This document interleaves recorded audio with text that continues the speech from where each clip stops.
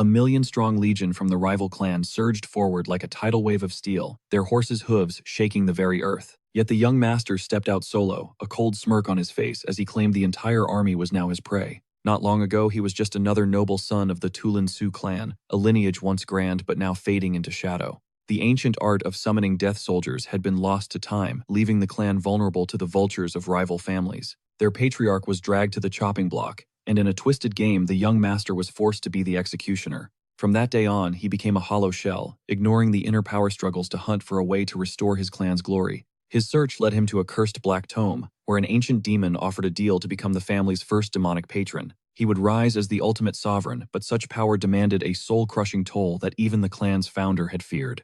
To fuel his ascension, he sacrificed his own kin and endured hellish training, systematically purging every traitor and rat within his walls. Now the predator has returned, leading a spectral host to rain divine retribution upon those who once mocked his name. With an endless legion of Tulin phantoms, and the terrifying gift of perfect mimicry, he became a ghost that no one could track. The Tulin Sue clan had returned with a vengeance, forcing the world to grovel in fear. High above the chaos, a cold blade waited. The steel gleamed with a murderous light, casting a suffocating darkness over the raven-haired boy standing below. As if swallowing his very spirit, the shadow loomed, while the son stood paralyzed, watching his father kneel before the Reaper. The crowd watched with bated breath, whispering in the dark about how their once mighty ruler had fallen so low. How could the king suffer such a disgrace? Keep your mouth shut or your head will be the next one in the basket. Don't forget who runs things now. These monsters don't know the meaning of mercy. The warning sent a chill down the girl's spine. She stole a glance at the tyrant lounging above, calmly sipping tea while orchestrating this bloody theater. We must vanish into the shadows, the man muttered, as the fires of war began to consume the entire continent. Commoners like us are just ants underfoot, forced to play dead while the world burns in a cycle of endless slaughter. The inferno of conflict started in the east, a relentless blaze that threatened to turn every kingdom to ash. The prestigious Marba clan was the latest to be devoured by this hellfire, proving that in this world might is the only right. While the powerful play, God the weak, are forced into a desperate scramble for survival, clinging to life by their fingernails. For those without power, every road leads to a dance with the grim Reaper at the very gates of the abyss. Death was the only mercy left in this decaying land, a cold reality that had transformed the continent into a living nightmare. Watching the tragedy unfold was Count Alan de Sylvester, the man who had orchestrated the downfall of his Marba rivals. He signaled for the show to begin sending the crowd into a frenzied panic, while the boy remained as still as a tombstone. Alan's face twisted in annoyance.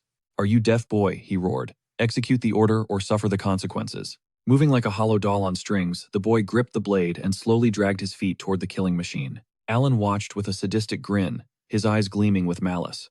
"Don't keep me waiting, sever the cord already." With heavy, soul-crushing steps, the son reached the rope and swung his hand down with a sudden, violent finality. The crowd went silent as Alan's twisted gaze feasted on the carnage. The blade fell with a sickening heavy thud. Like a butcher's knife hitting bone, the sound echoed as crimson spray painted the boy's ghost-white face. The air grew thick with the iron scent of blood, marking the moment his innocence died alongside his father. This wasn't just an execution. It was a curse that shattered the bond between Rune von Marba and the world of the living. That boy was Leon von Marba, the tragic heir who had just become the murderer of his own flesh and blood. To be the lord of a great house is to carry the weight of an entire nation's survival on your shoulders. As the saying goes, the heavier the crown, the more the heart trembles under its crushing burden. Absolute power is a poison that should only be tasted by those with the strength to survive its bite. Leon von Marba stepped into his new role as the blood-stained leaders of the clan, began his brutal education. "House Sylvester is swallowing everything," an elder barked, slamming his fist down. "They'll be at our gates by morning.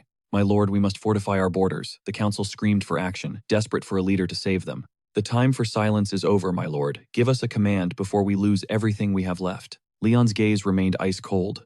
"Quiet," he whispered. "Have patience, for I am still weighing the cost of our next move." His coldness sent a wave of panic through the room. "But lord, there is no time. The enemy is already here." The curtain fell on the legendary House Marba. My father's death was the final nail. At just 14, Leon inherited the crumbling throne left by Rune von Marba. Once feared as the Death Mage clan, their terrifying glory had faded into whispers. History had swallowed them whole. Leon stepped into the cold hall, facing his parents' portraits. He wondered what they expected of him. But the dead stay silent, deaf to his pleas. No voices from the grave would guide him. Yet he craved a spark to light his path, a way to reclaim their stolen glory.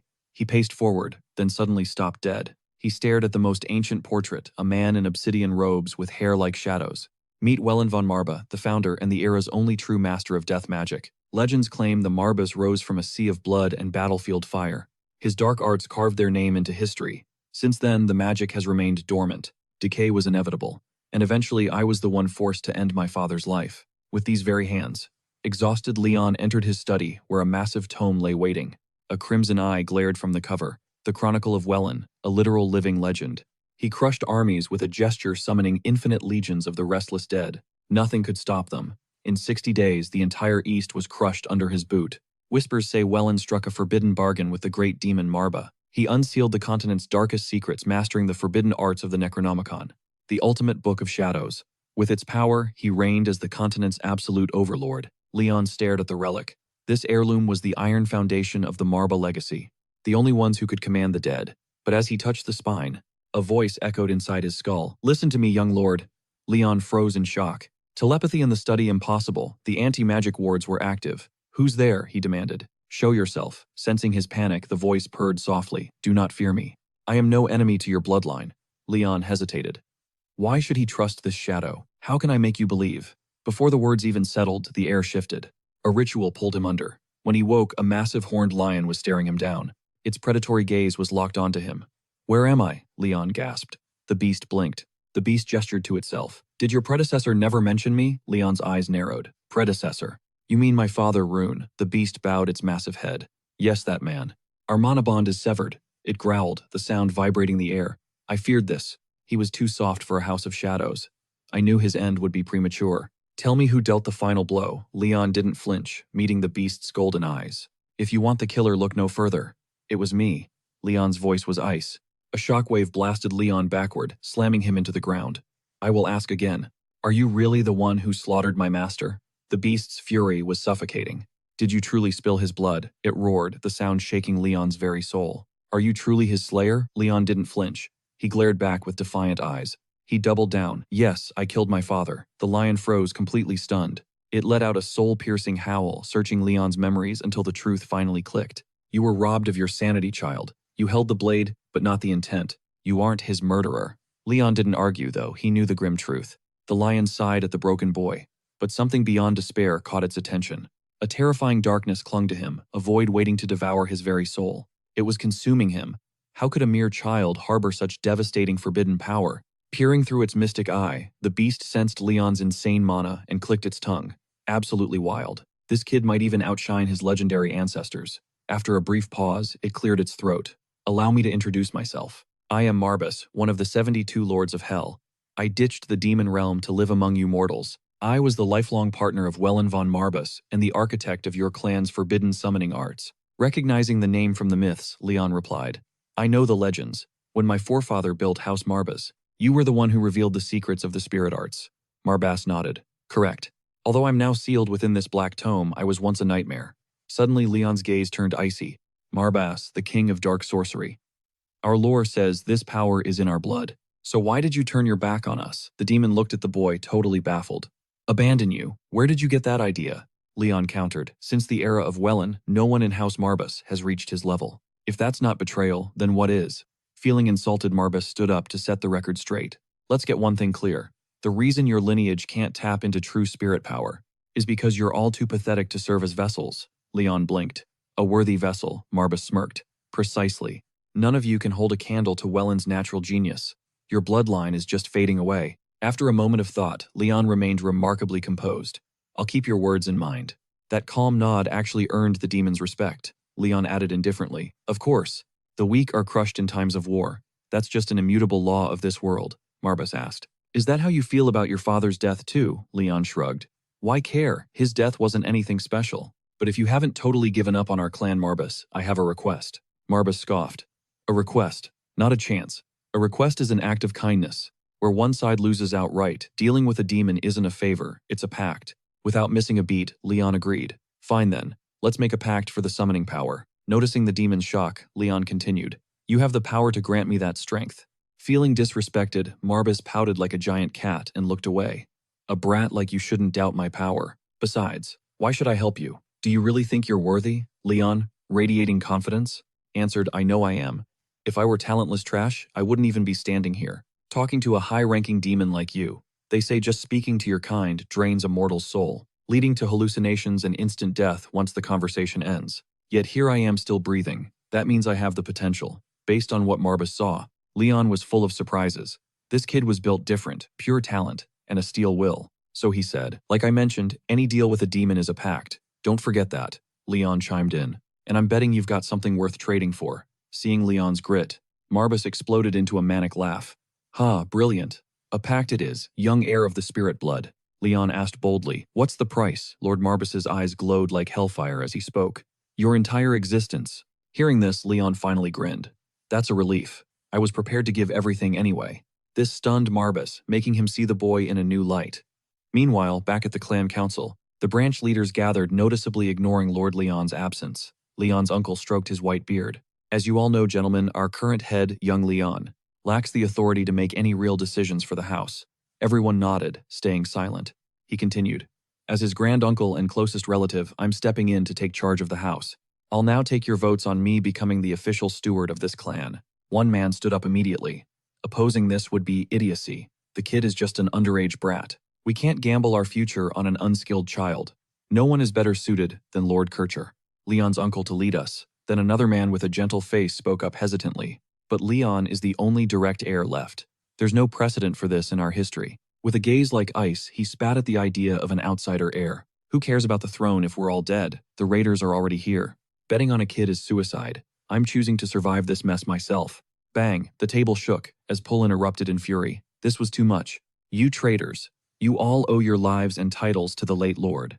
Stop acting like vultures. We should be fighting for our honor, not corpses. Even without an army, Leon wasn't about to let these snakes win. That old fox won't steal the crown. Lord Rune, don't abandon us now. Kircher stood with a dark smirk. So House Leon still has a fighter. Stop the games, the man barked. Kircher's eyes turned cold and hollow. Loyalty is worthless if you're too stupid to see the end, Tulin. Did you really think I brought you here for a friendly debate? Crushing mana filled the air. Suddenly, Tulin realized he'd walked into a trap. This was your plan all along, Kircher just whispered. Think of your family. We're here for one thing, choosing the tragedy that hurts the least. Get out of the way. My wisdom will dictate how this story ends. Tulin slumped, a mere pawn in the game. Forgive me, Lord Rune. While the room burned with tension, Leon remained a statue of pure calm. Marbus watched him closely before nodding. Everything looks good, mostly. But thanks to the new contract, my true power is seriously nerfed.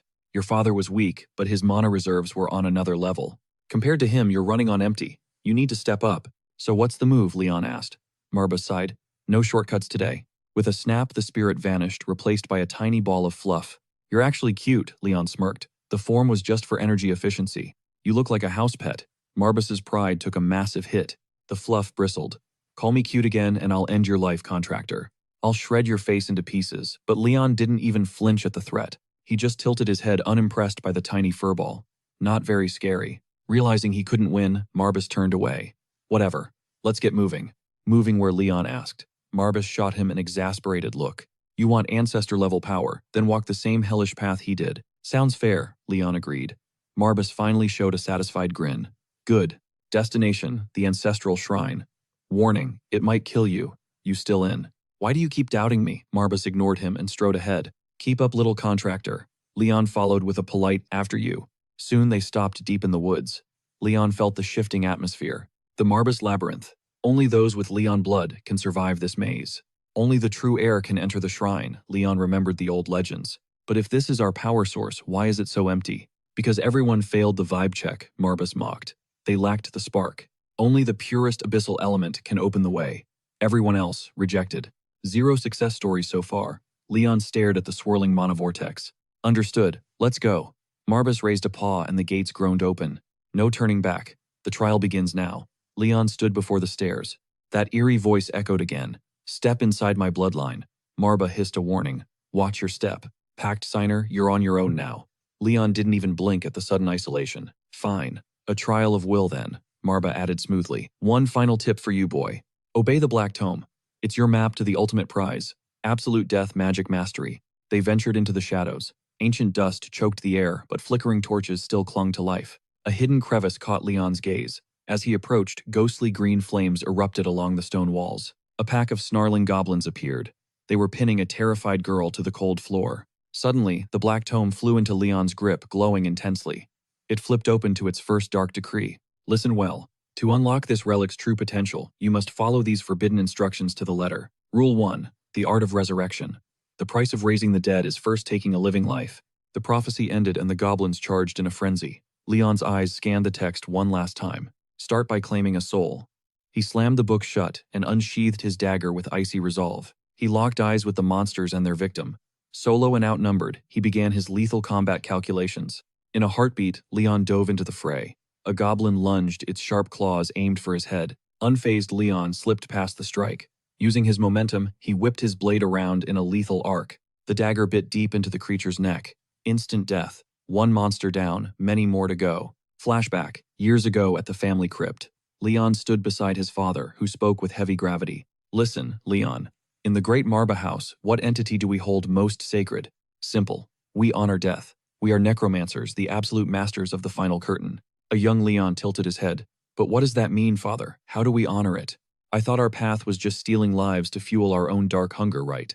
His father beamed. You've studied our history well. We are the continent's most feared mages, but fear doesn't mean being a monster. Promise me this when you face a foe on the battlefield, and their life is in your hands. Grant them a passage that is swift and peaceful. Those words burned into Leon's soul. Back in the present, he was hip-deep in a goblin swarm. Surrounded and outgunned, Leon kept his cool. He focused entirely on the grim task at hand. I'll aim for the spine. It was the most efficient way to end a life without unnecessary agony. Marba watched from the sidelines. He realized this kid had zero actual real-world combat experience. Yet he was targeting vital points with frightening accuracy. Beginner's luck, Marba wondered. Or pure genius. The old spirit flashed a wicked grin. Leon, however, was purely focused on survival. I got one, but that was a fluke. These goblins were cunning, and the shadows were playing tricks. Distance was hard to judge, and his vision was fading. The first kill had extinguished a nearby torch. I have to adapt to this darkness fast. No more wild swings. He needed surgical precision to survive. He moved like a ghost, sliding behind his next target. Precision over power, that was the key. One silent thrust and another goblin collapsed. Its dying shriek alerted the rest of the pack immediately. They lunged, but Leon anticipated the move. He stepped aside, causing the monsters to collide in midair. He seized the moment. With a swift swing, another head rolled. As the green light flickered out, Leon wiped away the sweat. His night vision was kicking in, but there was a problem. His blade was chipped and dulling fast. It was a fancy ceremonial dagger, not a weapon built for a prolonged and bloody slaughter. Suddenly, footsteps thudded behind him. A goblin was already mid-swing, ready to split his skull open. Leon reacted instantly, catching the beast's cheek with a desperate lightning-fast slash. Marba tilted his head in confusion. Wait, did he just toss his only weapon away? Ditching the dagger, Leon ducked. He slipped behind the goblin as its heavy club hit empty air. He snatched a fallen sword from the dirt and pivoted. With a sudden burst, Leon launched upward. Leon thrust his blade upward, gutting the beast. After the goblins fell, he approached the trembling girl. He ripped the gag away, and she immediately sobbed out her gratitude, thanking him over and over. Did you save me? She rasped, though her pupils flickered with a strange, agonizing twitch. Leon plunged his sword through her, his eyes colder than death. He withdrew the blood-soaked steel. He stood over her, recalling his father's warnings about monsters that wear human faces to deceive. Having faced such horrors across the continent, he delivered another crushing strike to the creature. The monster shrieked in agony as Leon echoed his father's decree, those who betray trust simply do not deserve the mercy of a quick or peaceful death. They must endure the same soul-crushing despair they inflict. Class is in session, he muttered coldly. After letting the beast wallow in pain, he delivered the final blow, sending it straight to hell. The eerie green glow faded. Meanwhile, at a lavish mansion, a decadent ball was in full swing. Amidst the laughter of nobles, Lord Kircher smirked. Finally, the Marba legacy was within his reach. Indeed, my lord, his companion purred. Why let a brat lead when a true gentleman is ready? Unbelievable, Kircher. I never thought you'd use those lowlifes to secure your ultimate prize. The group continued to shower Kircher with praise, feeding his ego without a shred of restraint. Allying with the enemy was a gamble only a man with iron nerves would take. Kircher just laughed. You flatter me. We might have to endure those Sylvester pests for now, he admitted with a sneer. But it beats letting Leon drag our noble bloodline into ruin. That kid is a walking disaster. In the end, there is no better candidate than me to seize control of this destiny. As Kircher basked in his victory, a guest leaned in asking about the young heir's fate. What about Leon? The people were fiercely loyal to his father. Eliminating him won't be easy. Kircher dismissed the concern with a wave. There is no need to make this complicated, my friend. His demise will be justified once the dust settles.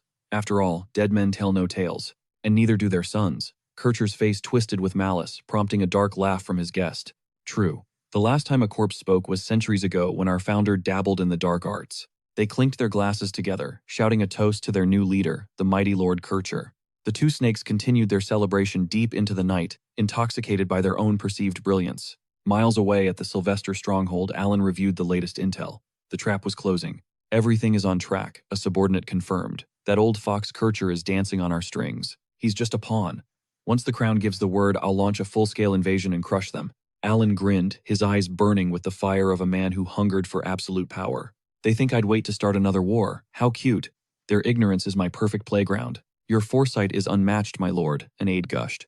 No one else could have orchestrated this. Alan stared at the photograph before him, his lip curling in disgust at the man's pathetic face. Kircher was it. To think a legendary house would fall because of a spineless coward like him. Centuries of Marba glory extinguished by a fool who thinks he's in charge. It's almost poetic. Tonight is going to be legendary. Accelerate our plans. I want everything ready, immediately understood. Yes, my lord, they echoed. Alan could already taste the victory. It was only a matter of time. He smirked like a predator. First I broke the father, now I'll make the son scream. Back in the shadowed temple, Leon stood as the sole survivor. Every other nightmare had been purged. Total darkness swallowed the chamber as the last cursed torches died. Was the battle finally over? Suddenly the room erupted in light. The torches roared back to life with a warm natural glow. The sickening green haze was gone.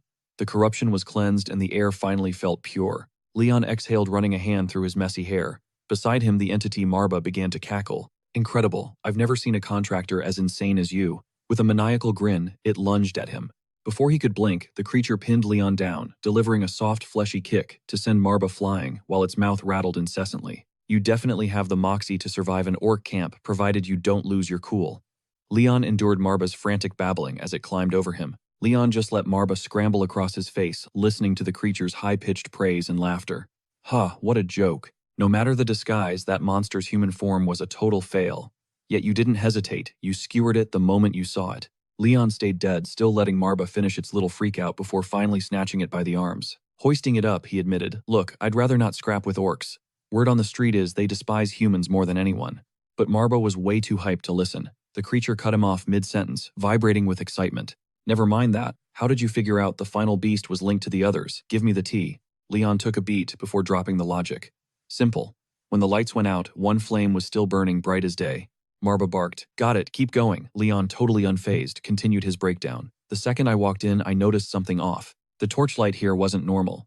It was burning with an eerie, sickly green glow. I recognized that as deathlight.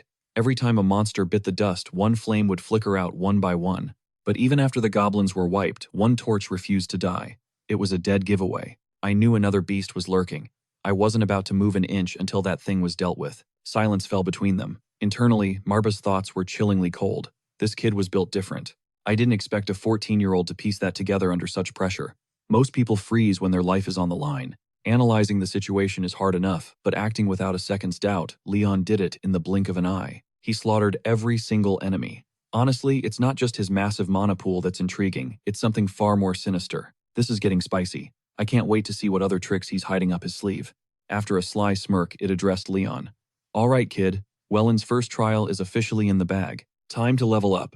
On to the next challenge. The Dark Grimoire started barking out fresh instructions. First, you take a life. Then you drag the fallen back from the grave. Leon stared, barely believing his ears. Resurrection. He paused, processing the dark logic before speaking up with a skeptical brow raised.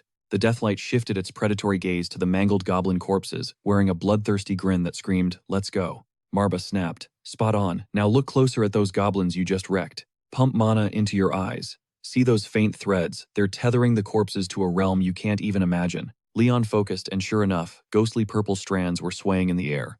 Marba began the necromancy lesson. That's the deathline, Marba explained. Leon watched as the cord bridged the gap between the living and the dead. It tethers the soul to the afterlife. Marba flicked one of the strands, confirming Leon's suspicion with a nod. A true deathlight mage rips a wandering soul from the void, then brings it back to the physical world. They bind that soul with their own mana, fueling the corpse with new, twisted life. Now they're just puppets on strings. Check this out. Marba instantly reanimated the fallen goblins. Strange marks glowed on their foreheads. The undead servant suddenly lunged at Leon with blinding, lethal speed. A blade whistled through the air, stopping inches from Leon's throat. This, Marba grinned, is the art of imprinting. There are other ways to craft thralls, but for monsters this is the gold standard. It's effective and brutal. We'll save the advanced stuff for later. Leon stood up slowly, his expression unreadable. I get it, Marba shrugged, then give it a shot.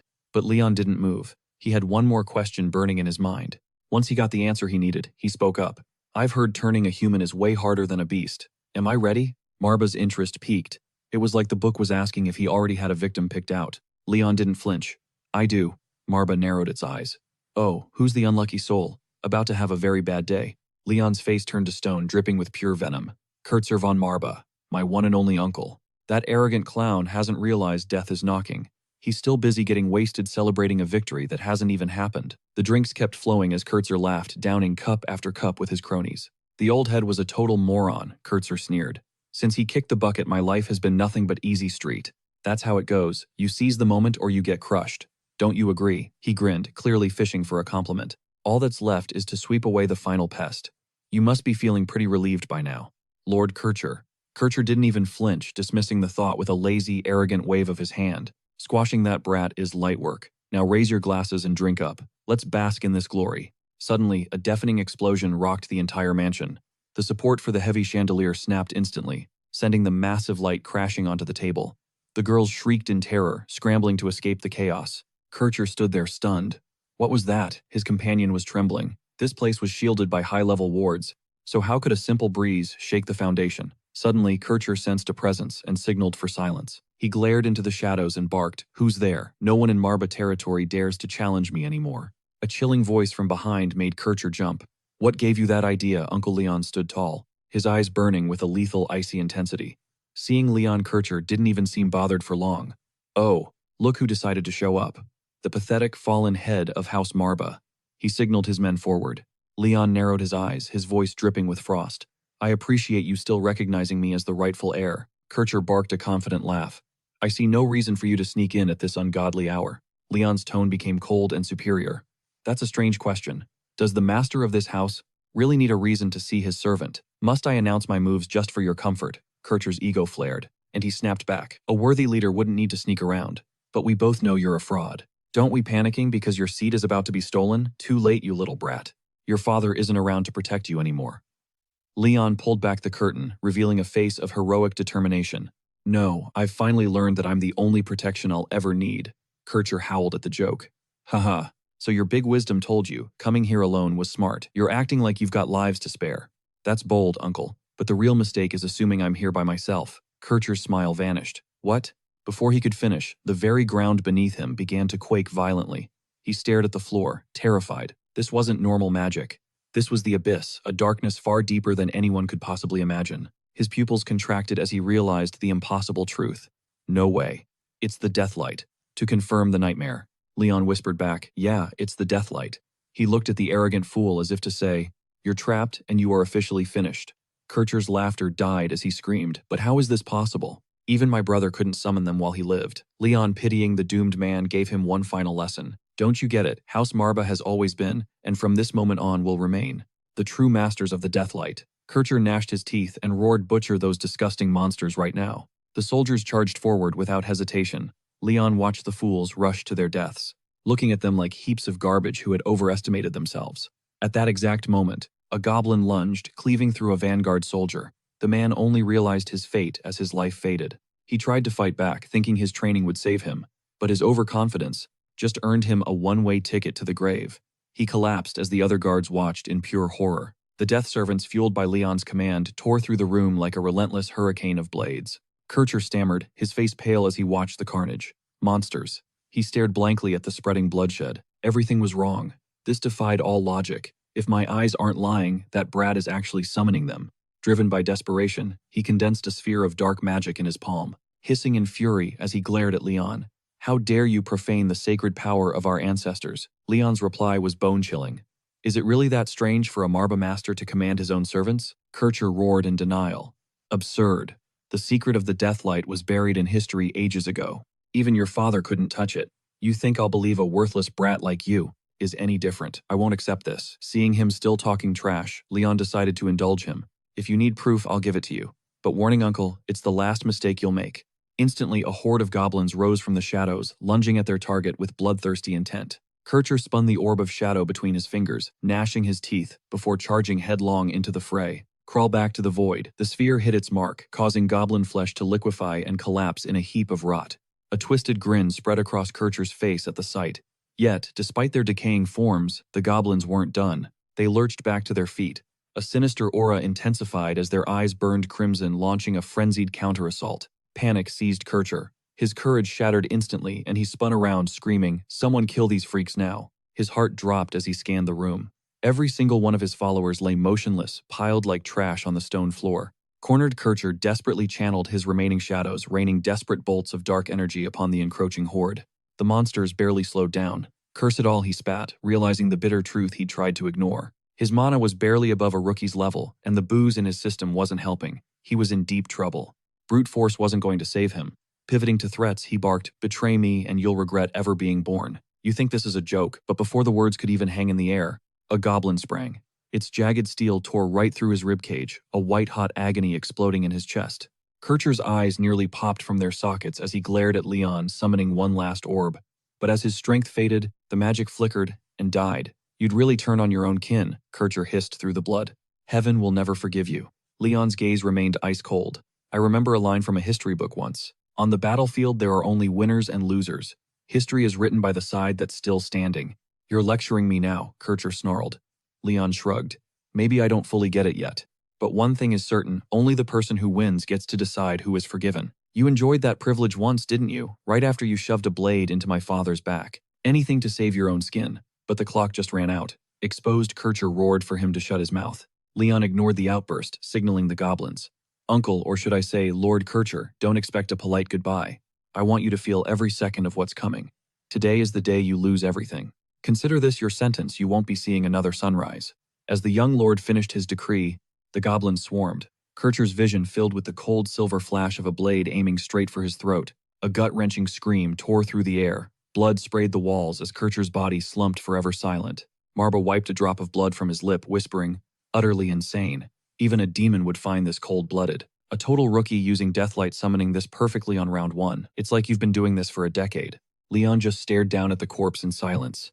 Then a dark spark lit up his eyes as an idea formed. "I just had a brilliant thought," Leon mused. Marba's smile twitched. Brilliant, or absolutely terrifying. Day 2, the council doors swung open, but the head seat was empty. "Another meeting already," someone groaned. "What's Kircher's deal this time?" another asked. "No clue. I'm just as lost as you are. Even his right-hand man isn't here yet. We're stuck waiting." One bald lord nervously mopped sweat from his brow. These emergency sessions were never good news.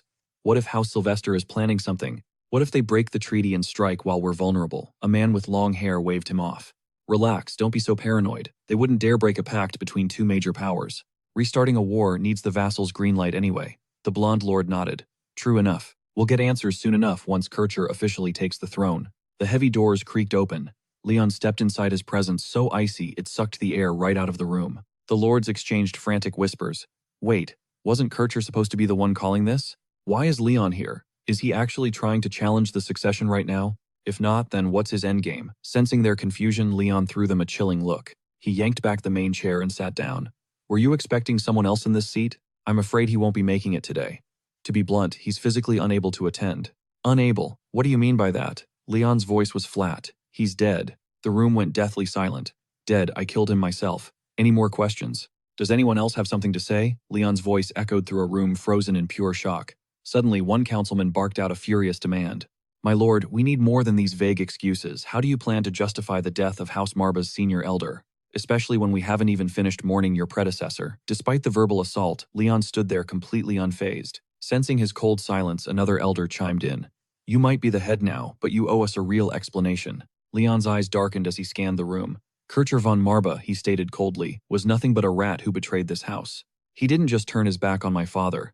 He leaked our most classified secrets to the enemies in House Sylvester. He even plotted a coup to steal the leadership that belongs to me." The man who had just shouted was now paralyzed with fear. Despite the terrified stares cutting through the air, Leon leaned forward. "What I find truly fascinating is this. I have every right to execute a traitor on the spot, yet you're all risking your necks to defend him. Why such suspicious loyalty?" The entire chamber plunged into a suffocating silence. No one dared to breathe after that accusation. The elder who had questioned him earlier began to sweat, realizing the gravity of the situation. This meeting was called in Kircher's name, but the man was nowhere to be found. It was the ultimate proof that the senior elder had already been purged. Nearby, a man with spiky hair was spiraling in confusion. How could a veteran like Kircher be taken down by a kid like you? But the smarter ones were already playing the political game. Grieving for Kircher was a death sentence. If Leon truly assassinated him, single-handedly, they needed to flip sides immediately. One man scrambled to his feet. "My lord, I swear I was kept in the dark." He desperately tried to rally the others to condemn the dead traitor, terrified that Leon was wielding some godlike magic. A blond man nearby saw which way the wind was blowing and joined the frantic defense. "We're innocent, I tell you. We had no idea that old snake was plotting such a disgusting betrayal." Leon's patience snapped. "Silence," he commanded before leveling a chilling gaze at everyone present. "Your excuses might be true, but it doesn't change your ultimate sin: negligence. You let a traitor rot this house from the inside, right under your noses." A man who prided himself on being street smart hissed under his breath. "Damn it. This brat played us all from the start." However, the spiky-haired man wasn't ready to fold. "Fine, well said, my lord. But one massive detail is still missing. If Kircher was really the traitor, where's the proof? For all we know, you just murdered an innocent man to seize power." Leon let out a disappointed sigh, as if he had expected this. He rose slowly, his presence filling the entire room. "You reacted exactly how someone much wiser than me predicted." An elder blinked. "Predicted? Who are you talking about?" Suddenly, a shadowy figure appeared on Leon's shoulder and bowed. Leon gave a slight nod, his eyes glowing with a dark intent. He began weaving a spell that felt like death itself. "You want your precious proof? Fine. I'll let Kircher von Marba explain his own betrayal." Darkness instantly swallowed the chamber as a murderous aura exploded. Leon's icy voice cut through the gloom.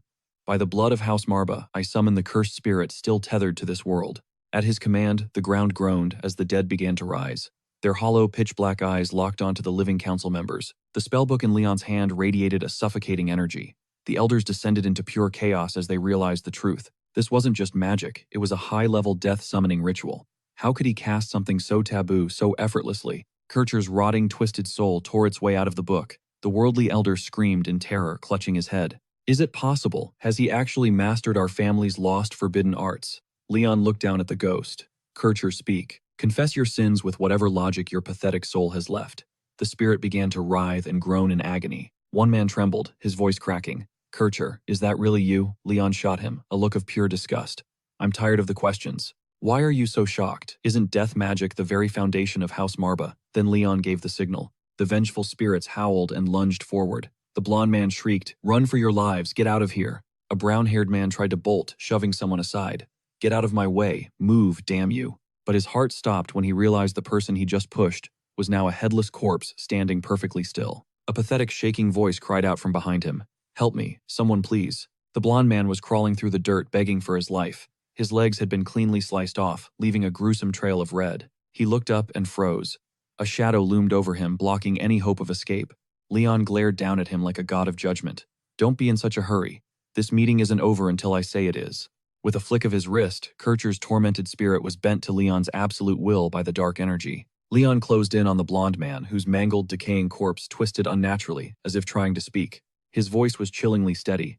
"I'll ask one last time, Kurtz, is there a single person here who's actually innocent? Was there anyone oblivious to your filth?" The spirit's shattered, gravelly voice rasped out an immediate response. Every loyalist to the former lord turned. Not a soul in this room was blind to my betrayal. The confession sent the room into a tailspin. Leon nodded coldly. "Found it." The blond man dissolved into panicked shrieks. "Lord, please have mercy," the noble sobbed. Beside him, the brown-haired man scrambled to speak. "I'll talk, I'll confess everything." The spiky-haired noble didn't miss a beat, desperately pleading, "Please, give us a chance to prove our loyalty to you." "My lord," he yelped, but his blood ran cold. In a heartbeat, he felt the icy grip of death behind him. Shrieks of pure terror echoed until the room went deathly silent. Only then did Leon speak with terrifying gentleness.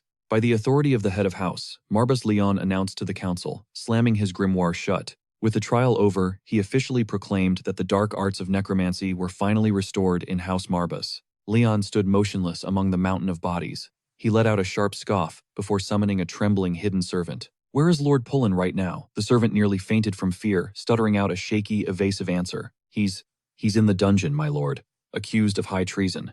Leon's eyes narrowed. "Lead the way. Now." The servant nodded frantically, but as Leon neared the exit, he paused with a sudden dark thought. His voice was pure venom. "Run if you want, but know this, there are consequences for cowards. What happens next isn't my responsibility." In the halls, the remaining staff lay paralyzed with fear on the floor. They watched him with wide, watery eyes as his threat sank in. For your own sake, choose your next move wisely. The heavy doors slammed shut with a metallic ring. Meanwhile, at House Sylvester, a butler arrived with an urgent letter. A message for you, my lord. Alan snatched the parchment, a smug grin forming as he muttered, finally. He devoured the lines, his eyes gleaming with malicious joy. Perfect, he breathed, turning to his servant with excitement. Incredible. Even the royal court has washed their hands of House Marbas. The butler gave a snide, knowing bow. Naturally, sir. Outside of their dusty ancestors, that family has been a complete joke for centuries. Their money and influence are a total disaster, honestly, it's embarrassing. Alan nodded.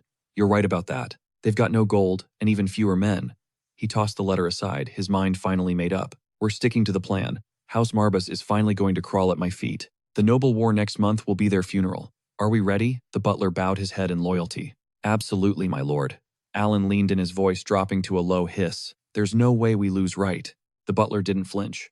Unless a legendary necromancer suddenly appears after hundreds of years of failure, or if the great Wellen von Marbas literally climbs out of his grave, we have zero chance of failing. Alan's face split into a predatory grin. Then this victory is already ours. Back in the Marbas dungeons, Tulin was on his knees, his voice cracking as he begged Leon for forgiveness. I've been such a fool. I let Kurtz's filth spread right under my nose, he sobbed. I put your very life at risk. He bowed his head low. My head is yours to take. Leon watched him, his expression totally unreadable. As Tulin trembled in shame, Leon's mind raced. This man was one of the last true Marbas loyalists. He was the only one brave enough to stand against my uncle. I need him on my side.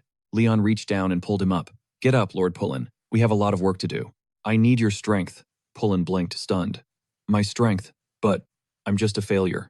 Before Leon could answer, the dramatic tension was killed by a few flies buzzing annoyingly around Tulin's head. Leon sighed, cutting the moment short. Go wash up first, then meet me in the family study. We'll talk strategy then. Tulin broke down in tears of gratitude, praising Leon's unbelievable mercy. Overwhelmed with emotion, Tulin swore an eternal oath of blood and loyalty to his new master. Later that evening, Leon stood alone in his room until Marbas suddenly materialized out of thin air. The creature perched on his shoulder, casually grooming itself. So kid, what's the move? The choice is yours. It's all on you. A beat passed. Suddenly, Tulin's voice exploded in total shock. What? Leon's plan had him shaking but reaching out to the Sylvesters. That was a straight-up death sentence. Masked as Kircher, Tulin forced his panic down to scan the room with cold precision. The pressure to pull off this legendary performance weighed heavy, yet Leon didn't even blink. With chilling focus, Leon unleashed his mana. Then a twisted nightmare-fuel shadow crawled from the void. Within seconds, it morphed into a perfect Kircher clone. Tulin was floored by this dark miracle. Staring in disbelief, he wondered how his master could remain so stone-cold while playing God. Leon had literally turned his own flesh and blood into a puppet. His expression, completely heartless. The rumors among the retainers were wild, but witnessing this haunting reality in person was incomparable. Overwhelmed by the sheer gravity of it, Tulin finally choked out, so the whispers were true. That you've conquered the forbidden art of necromancy. Leon gave a slight, indifferent nod. Pretty much. Bitter resentment burned in Tulin's chest. If House Marvis still held its ancient peak necromantic might, they could have ruled everything. Why did fate have to nerf their bloodline so brutally? With a true necromancer's grip, no throne would be out of reach. Why was their legacy rotting? My lord, they'll spot the cracks eventually. He warned that undead usually fail the vibe check. Handwriting, voice, tiny habits, the dead don't mimic life perfectly. Leon surprisingly shrugged in agreement. That's only if I were using Kircher's actual corpse to build a fake, Leon began to explain. But this is the undead remains of a doppelganger I recently hunted down. It's a freak of nature that steals faces, memories, and powers. Tulin stood there, absolutely floored. While Tulin reeled from the shock, Leon flashed back to the moment he cornered the beast. He remembered pulling his blood-soaked blade, free lungs burning in the shrine's suffocating darkness. Looking at the fresh kill, Leon asked, "What is this thing?" Marba hissed one word, doppelganger. It's a nightmare that mirrors its victim's soul and skills. A truly devious, terrifying predator. It preys on the lost, even wearing the face of Leon's companion to find an opening. Marba's warning echoed it, slaughters the original and devours every one of their close companions. Leon drifted into thought. What now? Meanwhile, Marba watched the scene with a twisted satisfaction. He mused that life and death truly bend to a strong will. Suddenly, the creature's remains twitched. Thick, suffocating death aura spilled out as the monster rose like a puppet on strings. Marba chuckled. You've left quite the grim inheritance for your favorite descendant, haven't you? The girl's face, the doppelganger's chosen skin, twisted into a smirk, her eyes glowing with icy malice. Enveloped in a silent fog of necromantic energy, the hollow shell stood ready for Leon's command. Leon looked at the monstrosity. Am I supposed to be happy? Marba laughed. Absolutely you should. Just remember, it can only mimic those you've actually met. The ancient voice boomed from above. A grotesque shape swirled within the dark mist. Marba ignored it, continuing his grim lecture. If their mana outranked yours in life, they're impossible to bring back. Not even as a shell. Do you accept the price, oath-bound one? Despite your talent, you're still remarkably green. He gestured toward the grimoire Leon clutched, a heavy reminder of the weight he was carrying. Trapping your uncle's soul is one thing, but controlling it long-term, that's the real challenge. Without a plan, that soul will just crumble into nothingness. Listen, Marba urged, leave this place. He suggested vanishing until the heat died down, but Leon cut him off with razor-sharp intent. Zero chance. I'm not turning my back on my family's legacy. His resolve was absolute. If I dip, who's left? The innocent here will be butchered or enslaved by those Sylvester invaders, Marba growled. So you're really going to bet your life on this losing hand? Leon didn't flinch. I'd die for them in a heartbeat. Marba couldn't wrap his head around it. Was it just blind loyalty to a dying name? To what end? The question didn't linger. Marba shifted his focus back to the nightmare fuel that had finally taken shape. Forget the small talk. We've got bigger problems. The girl's physical form had fully dissolved into nothingness, leaving behind a haunting entity of pure abyssal death. Marba gestured toward it. He's all yours, Leon. Tame this beast and make it your own reaper.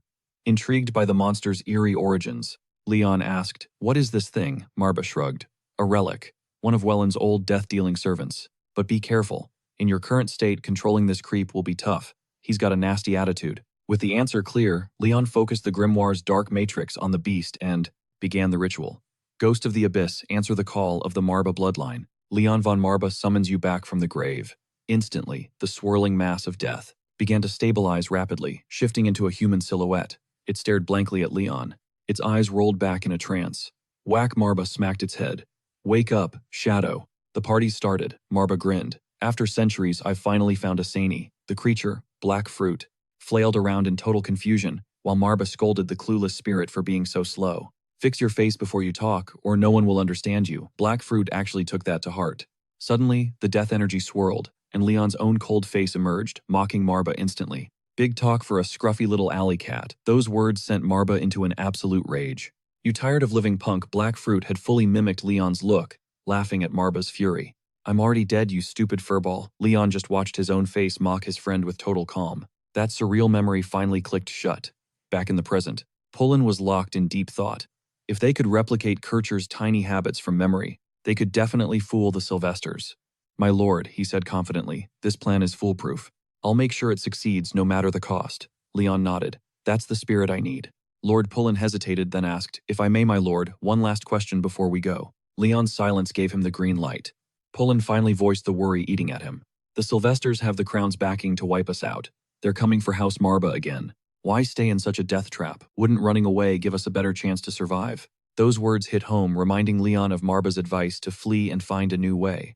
But Leon stood firm. Protecting this house is my duty. That unshakable resolve deeply moved Tulin. Then I vow my life to you. But what is your real motivation, my lord? The question seemed to catch Leon off guard. He paused, looking for an honest answer. To be honest, I've been asking myself that for ages. Tulin blinked in shock. Wait, really? Yeah, Leon admitted. No grand hero complex here. I just want to be a worthy clan lord. But what does worthy even look like? The answer was still a total mystery to him. Tulin was speechless. Leon just kept his cool, staring out at his domain. I'm just buying time, Leon said with a cold, slight smile. Time to find that answer for myself, and I'll crush anyone who tries to take what belongs to us. He looked back at his path. If I can avoid my father's mistakes and keep what's mine, then maybe one day, I'll understand why I'm fighting. That's all. Nothing fancy. He finished with a relieved smile. That night in the bedroom, Black Fruit shifted into Leon's form once again to talk trash. Can't believe this house fell so hard. You've got your work cut out for you. The cat spirit snapped. That's master to you. Don't you dare talk down to our Sani like that. Black Fruit just shrugged. Chill, Lord Marba doesn't seem to care about those stiff formalities anyway. Marba was about to blow up, but then he stopped and looked at Leon. Ahem. Sani, has anyone ever told you that you're totally oblivious to social vibes? Leon lowered his head. Yeah, actually.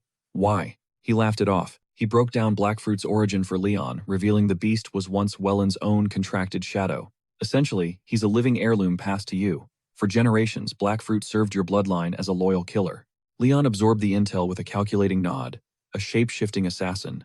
That's an elite asset for any war. Sensing Leon's approval, he threw a smug jab at Marba. A master slayer like this is perfect for House Sani. unlike some stray cat with a massive ego. Marba hissed back, I'm no cat, watch your mouth or face the abyss. Leon tuned out their petty squabbling, his gaze turning razor sharp. He looked at the beast with total gravity. I truly need your unique lethality. Blackfruit ignored the noise and locked eyes with his new master. Can you mimic my late Uncle Curter? The beast smirked, claiming it would be easier than swallowing a snake. Marba didn't miss the weird slip-up.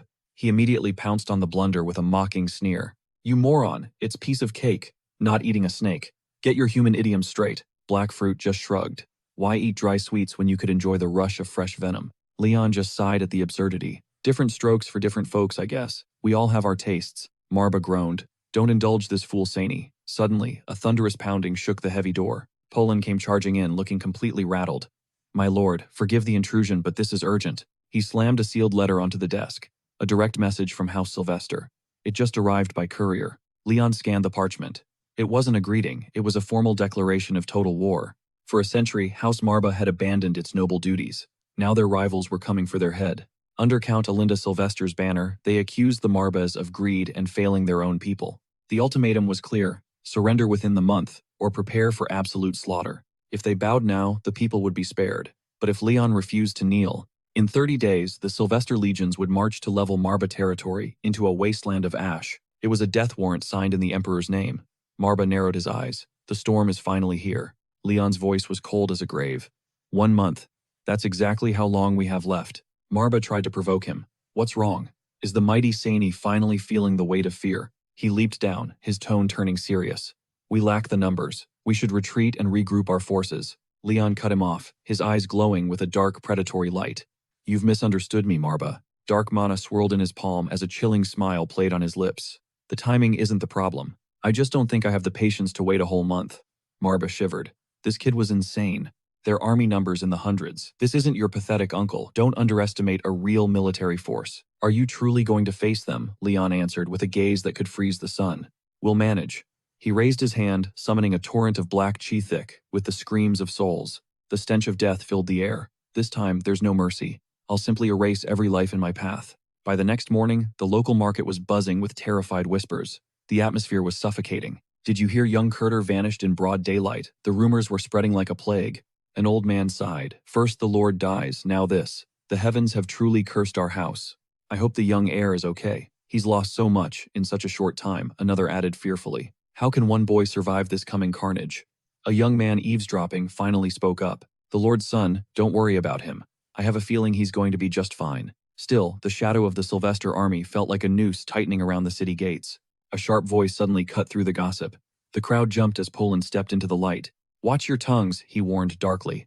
Gossip is a poison that only breeds more fear. Walking just behind him was Leon, his presence projecting a terrifying silent authority. The townspeople scrambled to bow. Lord Poland. We were just sharing some idle talk, nothing more. They turned to Leon with pitying eyes. Our condolences, my lord. This loss is a tragedy for us all. The grief must be unbearable. Leon stopped them in their tracks, his face an unreadable mask of iron. Actually, my uncle hasn't kicked the bucket yet. He's just bedridden, fighting a sudden brutal illness. In his mind, Leon knew the truth must stay hidden. For now, the world must believe he's still breathing. Leon calmly eased the locals' fears. There's no need to stress, he assured them, with a practiced smile. He cut the talk short and turned away. To trick your enemies, you first have to fool your squad. Deceiving allies is step one. As they hit the road, Leon pulled Pullen aside for a private order.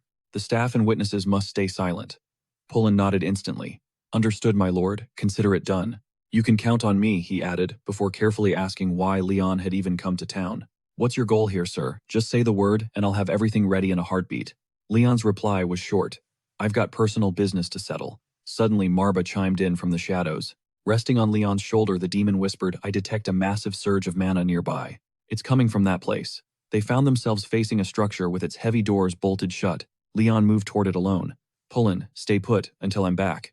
Pullen called out, his voice laced with worry. My lord is solo. Really the move? Leon didn't blink. Yes. Fong, lock this door the moment I enter. Let nobody in or out. Inside, it was pure chaos as workers scrambled to clean up the mess. Leon spotted a beastman and whispered, Marba, is that our guy? Marba's voice was certain. Absolutely. The boy was a young beastman, his skin a roadmap of scars and his gaze completely hollow. Marba scoffed in disappointment. What a waste of top-tier talent. Your house clearly lacks eyes for true potential. Your staff is clueless. Leon stepped closer to the kid, his voice soft. Excuse me, may I have a moment? Seeing Leon, the Beast Boy, panicked and hit the floor. Forgive me, young master. Things got messy at the bar last night because of some punks. Please come back later. Suddenly a woman stormed out and delivered a brutal kick to the boy. Walter, shut it. Is that any way to talk to royalty? She flashed Leon a fake grin. Apologies for the disrespect, sir. We didn't mean for this trash to greet you. She immediately turned her venom back on Walter. She shrieked at him. You useless brat. Do you even know who this is? Take a good look. This is Master Marba. The Beast Boy didn't move, trembling on the floor. My bad, ma'am. I'm new here and didn't know, he whimpered. Leon remained calm and composed. Like I mentioned before, Leon repeated, I need a few minutes of your time. The woman beamed. Oh, I'm all yours, young master. I've got plenty of free time. Leon gave her the cold shoulder. I wasn't talking to you. He locked eyes with Walter. He made it clear Walter was his target. He remembered Marba's words about the boy's hidden power. This kid is a diamond in the rough. He'll be a legend. The boy stayed pinned to the floor. Panic surged through him as he looked up. What did she just say? This kid is the heir of Marba. Suddenly, Leon unleashed dark magic tendrils of chi swirling toward Walter. The energy mended every scar. Walter stared at his healed skin in total shock. You cured me. Leon asked one more time, so, can we talk now? Suddenly, the innkeeper shoved her way back in. Blocking his path, she sneered, hate to break it to you, but this beast is my property. His time isn't his to give. You should have asked me. Leon smirked. She clearly didn't know he'd killed his uncle. With every witness gone, she was completely in the dark about the bloody coup. Leon's smile turned icy. Let's clear some things up first. Since when did this duchy permit slavery? And another thing. A lot has changed since the old man died. So why keep using my childhood title? Do you have an issue? Suddenly, the air turned freezing with chi. The guards and innkeeper froze in terror. Leon ignited a magic circle, his voice dropping to a growl. Do you refuse to recognize the new head of House Marba? The demon chuckled with dark pride. Impressive. My contractor, Marba, glared at the crowd, his voice dripping with pure malice. Age doesn't matter. Disrespect my partner, and you'll find out why I'm a demon. No mercy allowed. Leon's gaze remained icy as he commanded. He isn't the only one. If there are other slaves here, release them instantly. You have 10 minutes before I lose my patience. This is your only warning. The woman's face twisted in disgust as she sneered. My lord, do you really think you can handle the consequences? Her voice dripped with sarcasm. Oh, did I forget your noble title? You should probably remember it yourself. Unfazed by her venom, Leon muttered. I have been called much worse. Your words mean nothing. As he reached toward Walter, the boy trembled in confusion. My lord, why are you being so kind? I am just trash, a slave. But a sharp snap of Leon's fingers silenced him. Suddenly a swarm closed in on Leon at the woman's signal. Kill him, the innkeeper shrieked. Kircher has our backs. They lunged forward. Leon didn't flinch, casting a spell, as dark necrotic energy leaked from his fingertips. In a heartbeat ghastly, death spirits materialized. They tore through the attackers with savage spectral fury. The innkeeper's jaw dropped in pure horror. Meanwhile, Leon inspected his own shattered, jagged blade, casually asking a nearby spirit, mind if I borrow yours? Mine is looking a bit worse for wear. The spirit obeyed instantly. Leon smirked with cold satisfaction. Thanks. I will return it once I am finished. Gripping the spectral steel, he stepped forward systematically, erasing every soul that stood in his path. Blood painted the room as the innkeeper shook violently. What kind of monster are you? How could a useless noble possess such terrifying power? Walter watched, paralyzed by the sheer dominance on display. Leon turned his calm gaze to the boy. You asked why I am kind. Do you see yourself as trash? His voice was heavy with sincerity. The truth is, you are far more than that. Right now, you are the key to my ultimate goal. Walter's mind raced in denial. What is he talking about? Why would a powerful clan leader need a broken boy like me? The confusion gnawed at his soul. Memories of a dark past surged back, flashbacks of a terrified child being cornered and beaten. It hurts. Stop, please, he had screamed, but the other children only laughed at his agony. They kicked and bruised him, spitting out venomous insults, calling him a filthy subhuman freak. It is your fault the crops failed. You are a curse, you revolting beast. Little Walter could only curl into a ball enduring the blows.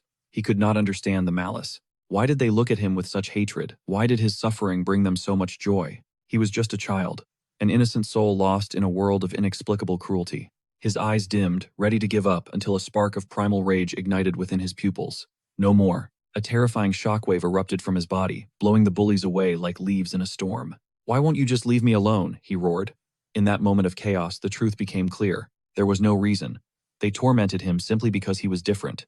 A freak in their eyes. The Beast Boy's cries echoed through the memory. Why? That difference was his only sin. When the dust settled, he stood alone among the fallen. That was the day his innocence died. He realized the terrifying truth he had been too blind to see. Panic gripped his tiny heart. Did I do this? He could not face the reflection of the monster he had become. He turned and ran, fleeing from the carnage and the nightmare of his own existence. He was a monster, exactly like they said. Back in the inn, the slaughter was finally over. The innkeeper, still delusional, shrieked, "You are dead, Lord Kircher will have your head for this. A pathetic noble like you cannot change anything." Leon looked at her with a chilling, empty expression. "You are right about one thing," he whispered. "But the useless noble who ignores injustice is gone. I will become a lord that House Marba can fear, a sphere of pure darkness condensed in his palm." He leveled the void at the woman. "And people like you have no place in my world." Her scream was cut short as the darkness swallowed her whole. Silence reclaimed the blood-stained room. Leon turned, meeting Walter's wide, trembling eyes. The boy saw a man with blood on his hands, a cold-blooded killer standing among the dead. Endless questions flooded his mind. Why doesn't terror strike me in his presence? Leon stepped forward with a calm, sophisticated smile. "Walter, is it?" The Lord made his pitch. "Will you serve me?" Walter hesitated for a moment. Choosing total transparency, he asked, "Lord, may I pose one question before pledging my life?" Instantly, his disguise vanished, revealing his true form. "I am a descendant of the Langma clan." Even among beastkin, his clan was the most loathed. A deep ache burned within his heart. In total agony, he asked if he would be treated like an outcast for his entire life. "How much longer must my people live like wild animals?" He stared at the young boy. "Will the humiliation never end?" Leon replied softly. "No more. I promise you that." His voice offered a new path. "I cannot fully grasp the depth of your suffering, but if your lives are crushed by prejudice, know this, that darkness ends right now." Before the boy's hopeful eyes, he declared, "You shall be a loyal servant of House Marbas." With a resolute hand extended, Leon added, "I give you my absolute word on this." Tears blurred Walter's vision as those words took root. "Let the entire world know that you are a faithful servant of Marbas. I stake my honor on it." Tears finally fell. Their hands met, sealing the pact. Leon asked, "Does your silence mean you accept?" Walter beamed with joy. "Yes, my lord, it is my honor." Meanwhile, at Emperor Arkim's palace, Emperor Esteban sat dazed on his throne. Behind him loomed the cunning Prince Louis. The crown prince, acting for the emperor, addressed the petitioner kneeling in the hall. "Eldoris, why this sudden audience?" Eldoris bowed, presenting a letter from Count Sylvester. Louis sneered in contempt. "I deal with duchies. Why bother me with a petty count?" He glanced at the emperor's frozen face. "Father won't be happy about this interruption." Eldoris panicked. "Forgive me, Highness, I only rushed here to deliver incredible news." That caught the prince's attention. "Good news, speak then, if you value your life." Eldoris broke into a sweat, knowing the prince was currently the empire's most powerful man. One wrong word could be fatal. He hesitated, making sure his next sentence was perfect. Louis's eyes sharpened with interest. "Indeed. You are talking about House Marbas." "Yes, Highness, your longtime rivals. One of the 3 legendary powers of the Abyss." Seeing his opening, Eldoris whispered his plan. "I suggest your Highness plays his cards carefully. Back House Sylvester to delete our common enemy." Louis's excitement was palpable. A tempting play, truly, but he still remembered the terrifying legends of House Marbas. "Have you forgotten their death-summoning magic? Open war won't be a walk in the park." Eldoris smirked, playing his trump card. "Your intuition is sharp as always, my prince. However, Marbas lacks a worthy heir now, while Sylvester's influence is skyrocketing." Louis grinned, completely sold on the scheme. "Fine. Let the games begin. It's time to purge those wretched grave robbers from our empire once and for all." Ecstatic Eldoris cried out, "For the glory of the empire, I will personally lead us to victory." As he watched him leave, Louis's smile turned predatory. Father was far too lenient. "Finally, I can pluck this thorn, a pathetic remnant of a dead era." He leaned toward the vacant emperor. "Your legacy is mine to shape now." The puppeteer finally had his stage. He smiled, savoring the taste of absolute control. "Soon everything will belong to me." Back at the estate, the inner circle met. Poulon placed a magic necklace on Walter. "The world still despises beastkin, Walter." He pointed to the pulsing red gem. "Keep this on you at all times. It is vital. Leon and I trust you, but we cannot ignore the venom of public opinion." Suddenly, Walter's beastly ears twitched and vanished. He touched his smooth head, completely shocked. Poulon stood firm, his voice a sharp warning. "From this moment, nothing we do shall obstruct our Lord's grand vision." "Understood." Walter's voice trembled as he fumbled for a response. "Why, yes, Lord Poulon." He smirked, satisfied with the boy's wit. Finally, Leon spoke, commanding the entire room's attention. "If the chatter is over, I have vital matters to discuss. Listen closely." Once the crowd had settled, he continued coldly. "First, understand this. Your oaths cannot be empty breath." Leon's gaze pierced through every soul who stood before him. "Answer me. Will you pledge your eternal loyalty to me and me alone?" Poulon didn't hesitate, shouting his devotion. "Absolutely, my king." He gripped Leon's hand, eyes burning with fervor. I vow to serve House Marba until my final heartbeat. I beg you, let this humble servant prove his worth. Leon felt a bit cringed out by Tulin's over-the-top acting and remained silent. The Dark One watched the spectacle in disbelief, remarking softly, "New master, you never cease to amaze me." He had crushed an old man's will, using nothing but cold, calculated words. Nearby, Marba grinned. Absolute dominion was, after all, the true essence of his noble house. Seeing this, Walter turned to Leon, his face tight with newfound resolve. "I feel the same, my lord," he whispered, surrendering his pride to the young master. Yet Leon remained indifferent. "That is your conviction, not mine," he replied with a chilling gaze. Walter blinked, completely lost. "Master, who are you talking to?" Leon didn't explain, only repeating his ultimatum. "Before we move, we are forming a mana-bound covenant. Refuse and I will treat it as a betrayal." Walter froze. A mana-bound? What? It was a forbidden ritual, a magical pact, that weaves two souls into a single pattern. It anchors them together, in an unbreakable bond, locking their darkest secrets behind a seal that never fades. Leon stepped into the circle, his voice dropping to a dangerous whisper. "If no one objects, then let it begin." Suddenly, a void of lethal energy erupted. Ghostly hands emerged. Unfurling a scroll dripping with forbidden dark magic, Marba felt the surge, and unleashed his true terrifying form. "As House Marba's guardian, and the demon of your bloodline, I shall witness this oath." He loomed over the trembling men, chanting the ancient haunting words. "You who swear fealty to my master, let your souls be chained to Marba's realm. Witness his glory." Death energy swirled into a terrifying orb, blasting rays of pure malice through the air. From the shadows, the mighty Marba proclaimed the arrival of the Lord of Death. He sat like a stone god, radiating a lethal pressure from his glowing crimson eyes. The servants stood, paralyzed jaws dropping at the sheer power before them. Leon sighed. "Enough with the theatrics, Marba," he said, unfazed by the suffocating aura behind him. "These are my people. They deserve respect." Marba huffed, pulling back his killing intent. "Fine. Have they all accepted the brand?" He pointed a claw, warning. "Betrayal means soul-shattering death." Tulin, shaking like a leaf, hit the floor in a desperate bow of submission. I would have to be suicidal to betray him, he thought, his heart racing with pure terror. Was this really the legendary Marba from the founding myths? There was no other explanation for how Lord Leon could wield such horrific necromantic power. Walter, meanwhile, was having a total meltdown. The mana density was suffocating. His race was built to sense magic, but this power was blinding him. Just what kind of monster is my lord? And that black lion? Satisfied with their fear, Marba shrank back into his tiny form. But there was one problem. His cat form was so irresistibly cute that Walter's fear evaporated instantly. Wait, he's just a tiny kitty. Tulin's heart nearly stopped as he lunged to gag his friend. Walter's voice died into a muffled whimper, but the damage was already done. Marba's fur bristled as he glared at them with cold eyes. "What did you say?"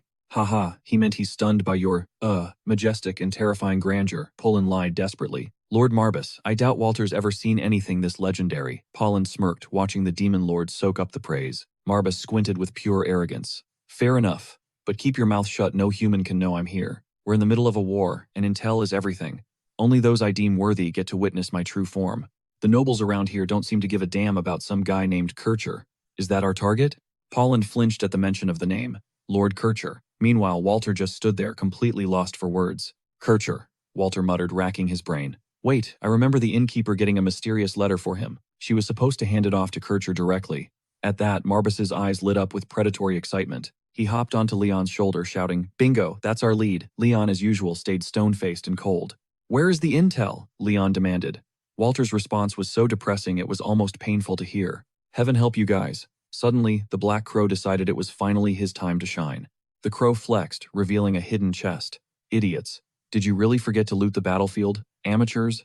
Inside, the treasure was blinding pure gold and gems, shimmering with a glow that screamed extravagance. Marbas face-palmed. "I forgot how money-hungry you are. You literally scorched that in just to pocket the loot." Apparently, the crow's logic was simple: finders, keepers, and the winner takes it all. While Marbas ranted, Leon stayed silent, his mind racing.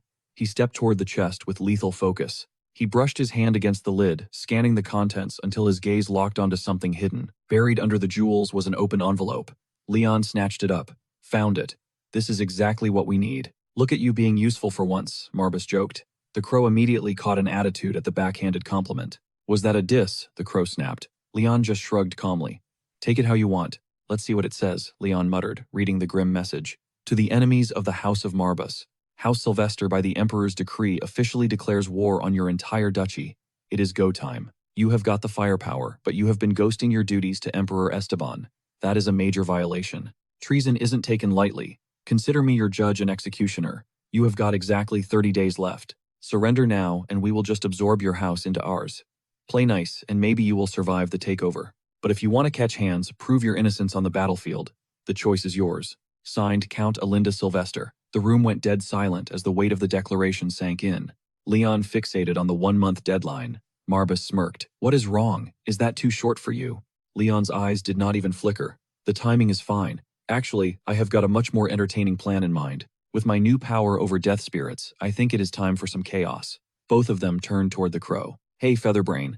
I have got a special mission for you in the enemy territory. Do not mess it up. Over at House Sylvester, the tension was rising. My lord, the war declaration has been delivered to Marbus. Kircher looked like a total loser, my lord. He was literally begging for mercy. I almost killed him right then. Alan burst into a villainous laugh. What an absolute clown. He is even more pathetic than I thought. He is probably crying in a corner somewhere, but let us keep him around. Every empire needs a useful idiot. It is better if Marbus is run by a moron. Anyway, what is the status on that legitimate heir, the kid? You mean Leon von Marbus? Nothing to report, sir. He is just another unremarkable nobody. Kircher probably took care of him, Alan smirked. Perfect. But the retainer hesitated, looking a bit unsure. Is a 14-year-old really a threat? I mean, what is a brat like him going to do to us? Alan did not get mad. Instead, he asked a chilling question. Tell me, what is the worst kind of suffering? The man started sweating bullets. I do not know, sir. Alan leaned back, a dark look in his eyes. It is facing an absolute monster with zero hope of winning. Watching your world crumble while you are completely paralyzed, that is true despair. And do you know what creates that kind of nightmare? Alan did not wait for a reply. Pure, unadulterated genius. A talent so overwhelming it makes everyone else look like ants. The man looked confused. But what kind of talent could a kid like Leon possibly have? Alan's patience hit zero. He stared the man down with a cold, piercing gaze. Do not be a fool. Wellen von Marba's cursed bloodline demands total readiness. Alan's absolute command drew a thunderous salute. Marba's countermove. 2 identical Leons facing off. One Leon mused spectacular. The other merely smirked. My memories make your mimicry terrifyingly perfect.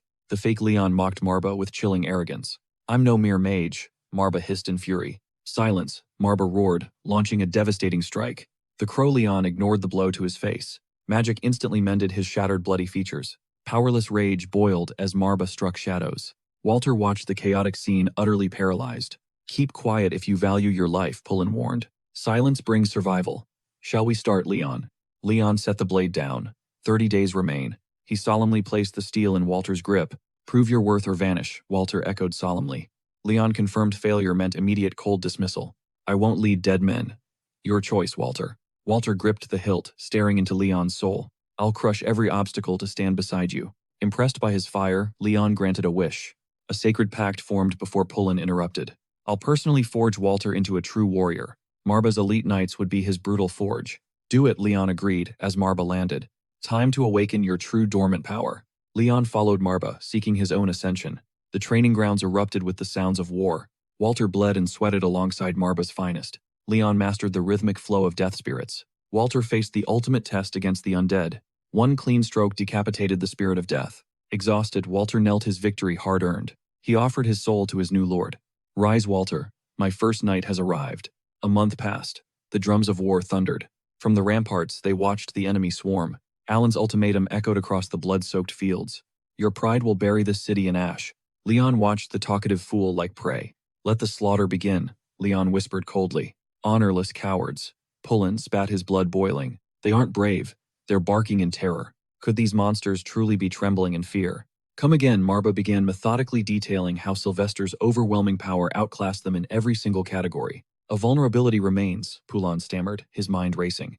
Haven't you realized their master plan already fell apart? You mean Kurchatov. If that man still breathed, House Marba would have been forced to surrender long ago. But would one death truly shatter their resolve? Marba just smirked, his calculated gaze fixed on the horizon. Humans are brittle things, he mused. One twist of fate triggers total chaos. So, why do they still resist? What keeps them standing? Once doubt poisons their hearts, their supposed might will crumble into absolutely nothing. Pullen followed the cold logic, the pieces finally clicking.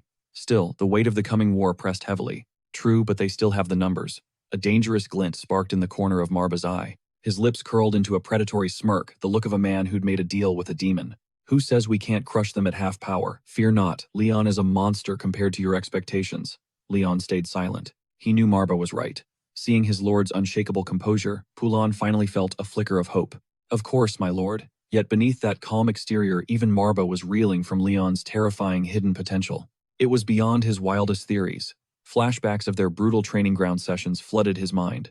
Leon sat motionless amidst a maelstrom of swirling mana, while Marba and the crow watched from the shadows. Runes flared as obsidian energy erupted. Marba slammed his heel down, triggering a surge of dark power into the arena. Violent red death spirits materialized, shrieking as they lunged at Leon. But the young lord didn't even flinch. Eyes locked in deep meditation, he felt every murderous intent closing in on him. Violet mana exploded outward. In a heartbeat, a legion of purple death spirits rose to meet the charge. Spectral blades clashed. With a few precise strikes, Leon dominated the flow, crushing the enemy spirit's momentum. The purple phantoms tore through the red spirits, letting out blood-curdling roars of victory. Marba watched, utterly stunned. Sure, these were low-tier summons, but Leon had only started training a mere 7 days ago. Mastering mana flow while blindfolded, this wasn't just talent, it was an anomaly that defied every law of magic. The kid's a freak of nature, the crow croaked. He shines like that legendary star from the ancient prophecies. The first ancestor's prediction, Marba whispered. It's finally happening. He'll paint this continent red. Soon the entire world will bow to his whims. The crow tilted its head. Amidst the grand speech, the bird chirped a stupid question. Does that include a lifetime supply of peanuts? As many as he wants, Marba snapped. Think bigger, you brainless featherbrain. He could potentially crack open the ultimate taboo, the god-tier magic of temporal regression. Leon's eyes snapped open. He approached them with a calm stride. Session complete. What's next on the list? Beneath his feet, the decapitated skulls of the death spirits dissolved into the earth, hissing in agony. Even in defeat, the spirits' ghostly wails echoed. Leon cut through Marba and the crow's chatter. Finished. What's the next level? Marba, caught off guard by the speed of progress, simply grunted in contemplation. Keep practicing. Leading Leon back to the sanctum, Marba dropped the bombshell. It's time for the forbidden arts. Ready for dark magic? Leon paused, the term echoing in his mind. He'd seen glimpses of it before. My family taught me the basics, Leon noted. Marba's face twisted into a snarl of pure disgust. You mean those pathetic parlor tricks, Marba growled. Scrap that garbage. We're doing the real thing now. Leon nodded. It made sense. Ancestor Wellen hadn't conquered the entire East using just basic nursery rhymes and spirits. His lightning-fast conquest hinted at a far more sinister power hidden beneath the surface. The crow shimmered, morphing into Leon's twin. Exactly, it chirped. A ball of void energy formed in its palm. Necromancy is just the tip of the iceberg, kid. To command the dead, you need a bottomless mana pool and absolute mastery over the shadows. Pulon nodded. Typical loyalist rhetoric, Marba thought. He rolled his eyes with a heavy sigh. Give me a break. I wasn't his servant. We were brothers in arms, standing on the same mountain peak as equals. Unlike that pathetic bird brain over there, Marba added. The crow's eyes narrowed in a mocking glare. At least I never regretted my oath, the bird spat back. Marba's ego flared, preparing another sharp comeback. The crow spat back, mocking how Leon still masked himself with the face of a naive boy. Teasing a kitten requires no courage, Leon muttered, silencing their petty squabble once his migraine finally subsided. Enough. What magic must I master? But before the bird could squawk, Marba cut him off. A trial awaits first, Marba warned. Prepare yourself, for you must descend into the depths of your own psyche. My subconscious, Leon echoed. Marba nodded grimly. Precisely. Though you are unaware of it now. Deep within lies a hidden wellspring. A colossal ocean of mana waits to be tapped and unleashed. Harness it, and these petty noble squabbles will look like child's play compared to your true power. Fair warning, dark arts extract a brutal price in mana. Leon hung on every word of the grim lecture. I figured as much, Leon replied, though the entity loved twisting the narrative to his own whim. He countered, that shouldn't be your concern. Believe it or not, Leon, the power I sense within you rivals no eclipses that of your legendary ancestors. Marba let the silence hang. He kept the darker omens to himself.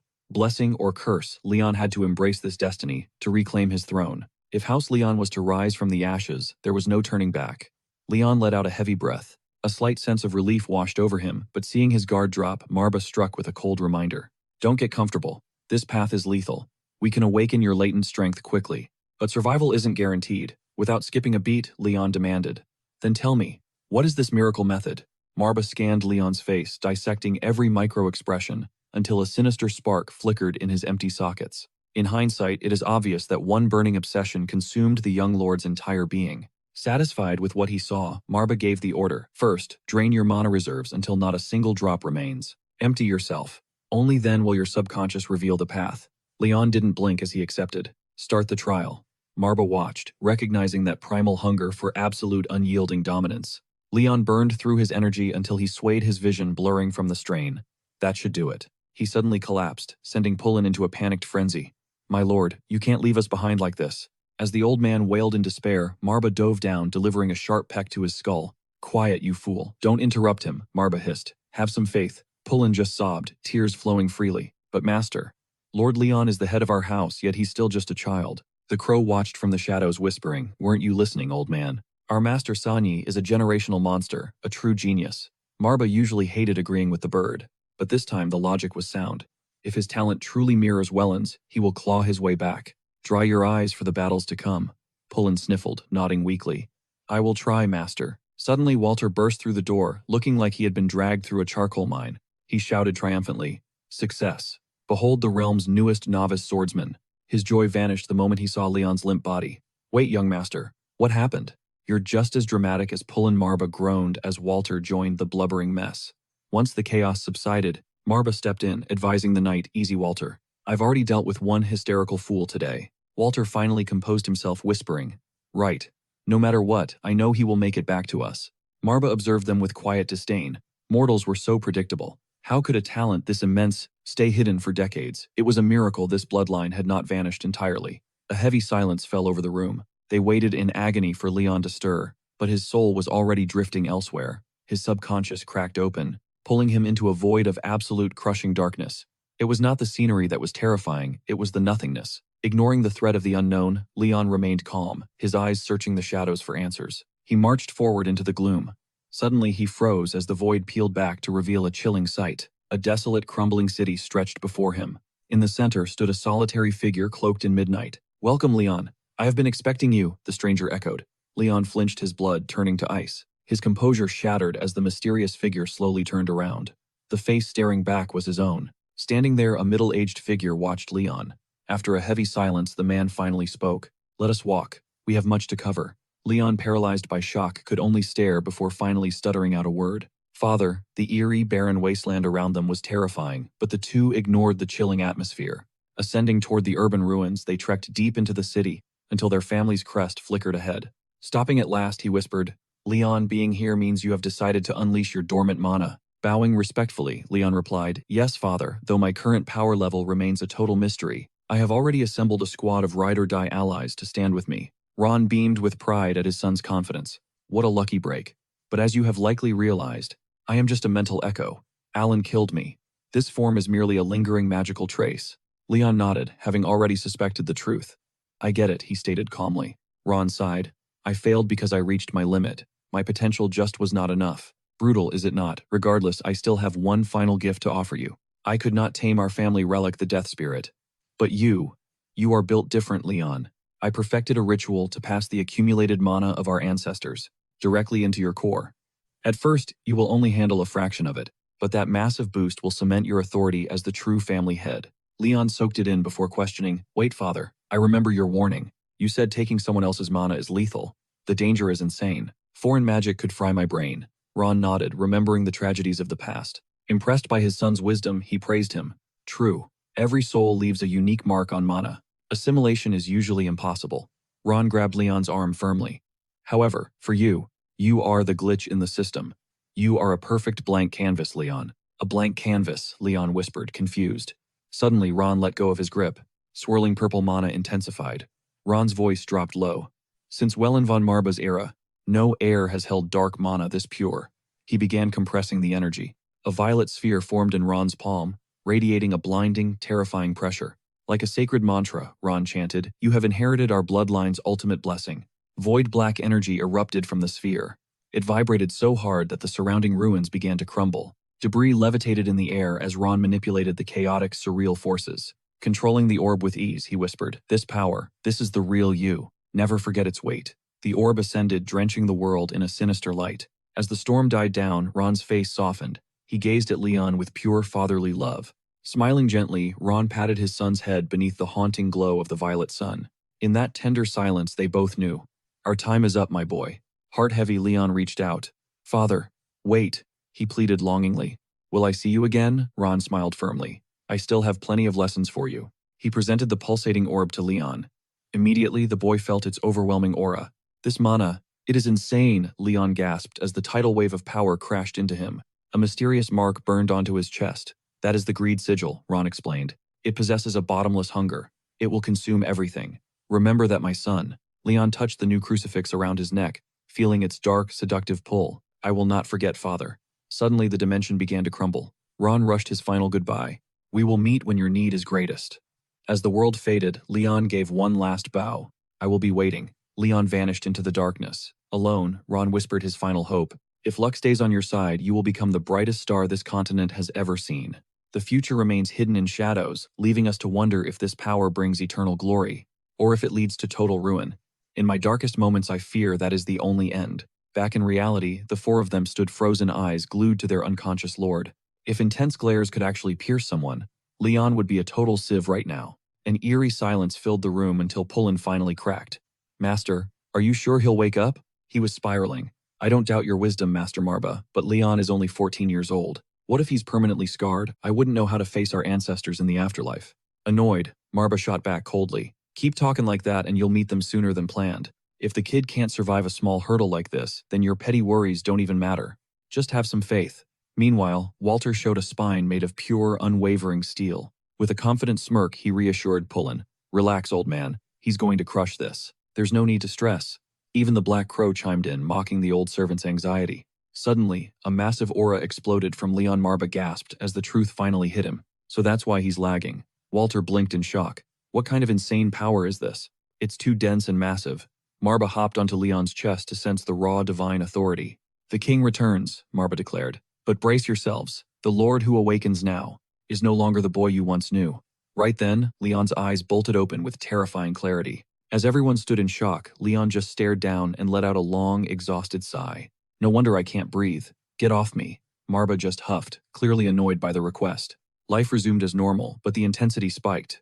Walter pushed training to the limit, while Leon led. Mastering spells and drilling his army, the clock ticked down 4 days until the ultimate war. Elsewhere, the Sylvester war machine was primed and ready. Alan waited for the final signal. Refusing to leave his throne, he barked at his legion. The hour of reckoning is here. Today, we erase House Marba. Centuries of their legacy will be ground into the dirt. We're burning the past to write our own legend, for the glory of House Sylvester. Shadowed in the corner, Kircher's eyes flared with an eerie glow. The storm was finally here. Under a blood-red moon, Sylvester's silent army advanced. He grinned, stroking his beard in triumph. Their formation is trash right here. Your intel on their weak spot was absolute perfection. Nice work, Kircher. The advisor just chuckled softly. Anything for you, my lord. Just a small token of my loyalty. Sylvester nodded, though a seed of doubt remained. I thought those Marba idiots would guard their tombs better. They literally left the back door open, deploying their main force in the open like that. Kircher smoothly cut in before he finished. They're just mages, not masterminds. They're probably too scared of scuffing their precious graves. Sylvester laughed. Their name is ancient history, but they're still clinging to that dead glory, huh? Kircher paused, a strange glint in his eye. Precisely.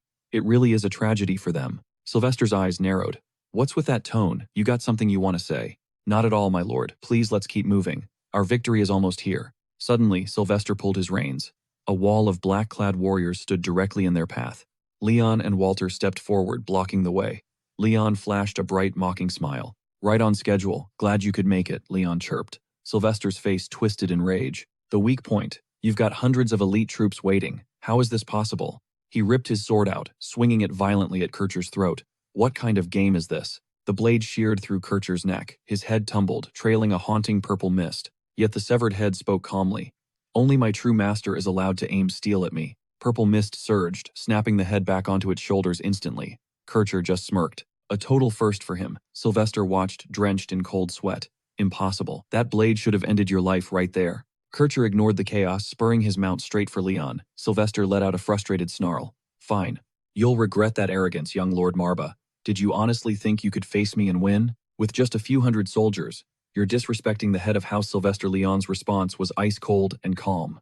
Not even close. Only a real threat is worth being called an insult. Sylvester's jaw tightened in pure rage. Triggered by Leon's chill vibe, the boy slowly raised his palm. Why do you think I showed up today? Dark energy began oozing from his fingers. Leon smirked. To put you in the dirt where you belong, obviously. The shadows congealed into a thick sludge beneath the horse. Suddenly, a legion of undead shrieked as they crawled out. Sylvester gasped, his voice trembling. Necromancy, Leon gave a chilling nod. You catch on fast, Count Sylvester. Shocked that a house of lion mages rules the dead, Sylvester went dead silent, his mind racing with dread. What's the worst cruelty imaginable? It's staring down a monster so powerful that hope completely vanishes. Just standing there watching your world burn while being totally powerless. That pain is unmatched. But what creates such despair? Pure, raw talent. A terrifying gift that forces every other soul on the battlefield to bow in fear. That's the ultimate decider of victory. Suddenly, Leon's undead army lunged forward, ready to tear through the ranks. A high-ranking commander tried to intercept them, but the rotting soldiers just kept coming in endless, suffocating waves. The commander gritted his teeth, remembering his foe was just a kid, regardless of his freakish power. No brat could be ready for the gory reality of a deathmatch. With a roar, he charged back into the fray. He was hell-bent on cutting a path straight to Leon's throat, but Walter suddenly intercepted him mid-stride. The fuming commander screamed, "Who's suicidal enough to block me?" Walter leveled his blade with icy precision. "Apologies, but you're not laying a finger on the young master. I have a job to do and a promise to keep." With a calm smile, Walter stood firm as the undead horde continued their relentless, bloody slaughter. Sylvester flipped out, screaming for his mages to strike. A circle of casters formed, chanting destructive incantations. They blasted the rotting mob with their heaviest magic, obliterating a huge chunk of the undead legion instantly. Sylvester hoisted his blade, signaling his elite cavalry to charge. Yet Leon's expression remained absolutely frozen. Sylvester pushed forward with a cocky smirk, locking eyes with Leon while spitting out threats. "Honestly, I'm a bit of a coward. Even though you're the big brother, you were always meant to lead. Or maybe my sister. I never saw any of you as real family anyway." Before he could finish, Leon shut him down. "Do I look like I care about your pathetic family drama?" Leon's hand fell as the dark energy thickened. Sylvester hissed, "Maybe not. But that's why a pampered brat like you will never stand a chance against me. Tell me, kid, is this about revenge? If it is, you'll die like a dog drowning in regret." Done with the yapping, Leon hoisted the Book of Death. "You've got it all wrong," he declared coldly. "Let's get one thing straight. I'm not here for revenge, and you simply aren't strong enough to kill me. Period." The grimoire snapped open as Leon channeled dark mana. Flashback to a few days ago when Leon gathered his allies. After laying out the strategy, Leon went quiet. Marba sat there casually grooming himself before finally speaking up. "I've witnessed some garbage plans over the last few thousand years, but yours, this is straight up reckless. Picking this battlefield was the right call, though." Leon cut in, insisting there was no better alternative. "Why play it safe when the winning move is staring us in the face?" The Black Crow gave a sharp nod. "I trust my master's vision completely." Then, with a mocking glint, he turned to Marba. "Well, why should a mangy cub tell us what to do?" Walter cleared his throat, awkwardly agreeing to the plan. "It's not that I doubt your brilliance, Lord Marba. Definitely not." Marba just flopped over, pouting hard. "So you're just gonna ghost my advice? Fine, whatever." Tulin stepped up, adding his thoughts on the troop deployment. "We're bringing every sword we have. On my honor, I won't let you walk into this trap solo." Leon stood up, a satisfied look in his eyes. "Perfect. If we're all set, we move out now." As the group dispersed, Leon raised his voice. "Oh Lord Marba, before we wrap this up, there's something I need to ask." Marba gave him a side eye. "What now?" Leon held up the talisman. "Do you realize the price of this charm?" Marbas ignored him. "How should I know?" the crow mocked. "What an arrogant brat," he hissed. "Your father lied. That talisman is pure venom in your veins." Leon warned him, "It's a death sentence for someone at your current level." Marba sighed. "I gave it to you for a reason, but you're jumping the gun. You're strong, sure. Your covenant and innate power are cracked compared to regular mortals. But you're still mid-tier. Your squad seems loyal, but humans are always snaky. You're just a mortal. You have zero clue how dark human hearts really get. They'll backstab you in a heartbeat just like they did your father. Why bet it all on them?" Leon ignored the noise and stepped back onto the blood-soaked battlefield. The grimoire of death flipped open as Leon channeled raw darkness, his eyes igniting. Sylvester sneered at the silence. "You really think you're safe?" Leon didn't blink. As Leon's pupils flared, Sylvester's gut twisted. The sheer volume of dark energy was insane. His eyes widened as an incalculable flood of mana surged forth.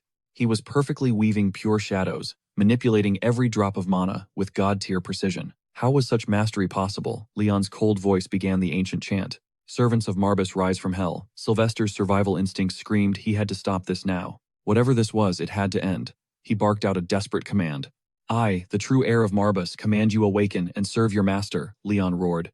The ground shattered as legions of demonic undead crawled from the soil, ready for slaughter. Sylvester's jaw dropped. An endless ocean of skeletal soldiers now stood between him and victory. From the high cliffs, Marbas watched the carnage unfold, staring deep into the abyssal chaos. What a stubborn kid. The talisman flared, and the undead army surged with primal fury. The demonic horde collided with the human line, absolutely shredding their defenses in seconds. Revenant mages rained destruction from the backline. Sylvester realized he was totally cooked. It's a trap. He's leading a literal army of the damned, he shrieked in terror. As Sylvester hesitated, Leon's body began to fail, his face twisting in agony. Leon coughed up blood, and Sylvester saw his chance. Die now, or lose everything. Kill yourself if you want. I'll spare your men but end this pathetic act. Leon completely ignored the desperate ranting. I hate to disappoint you, Master. Remember Marba's question.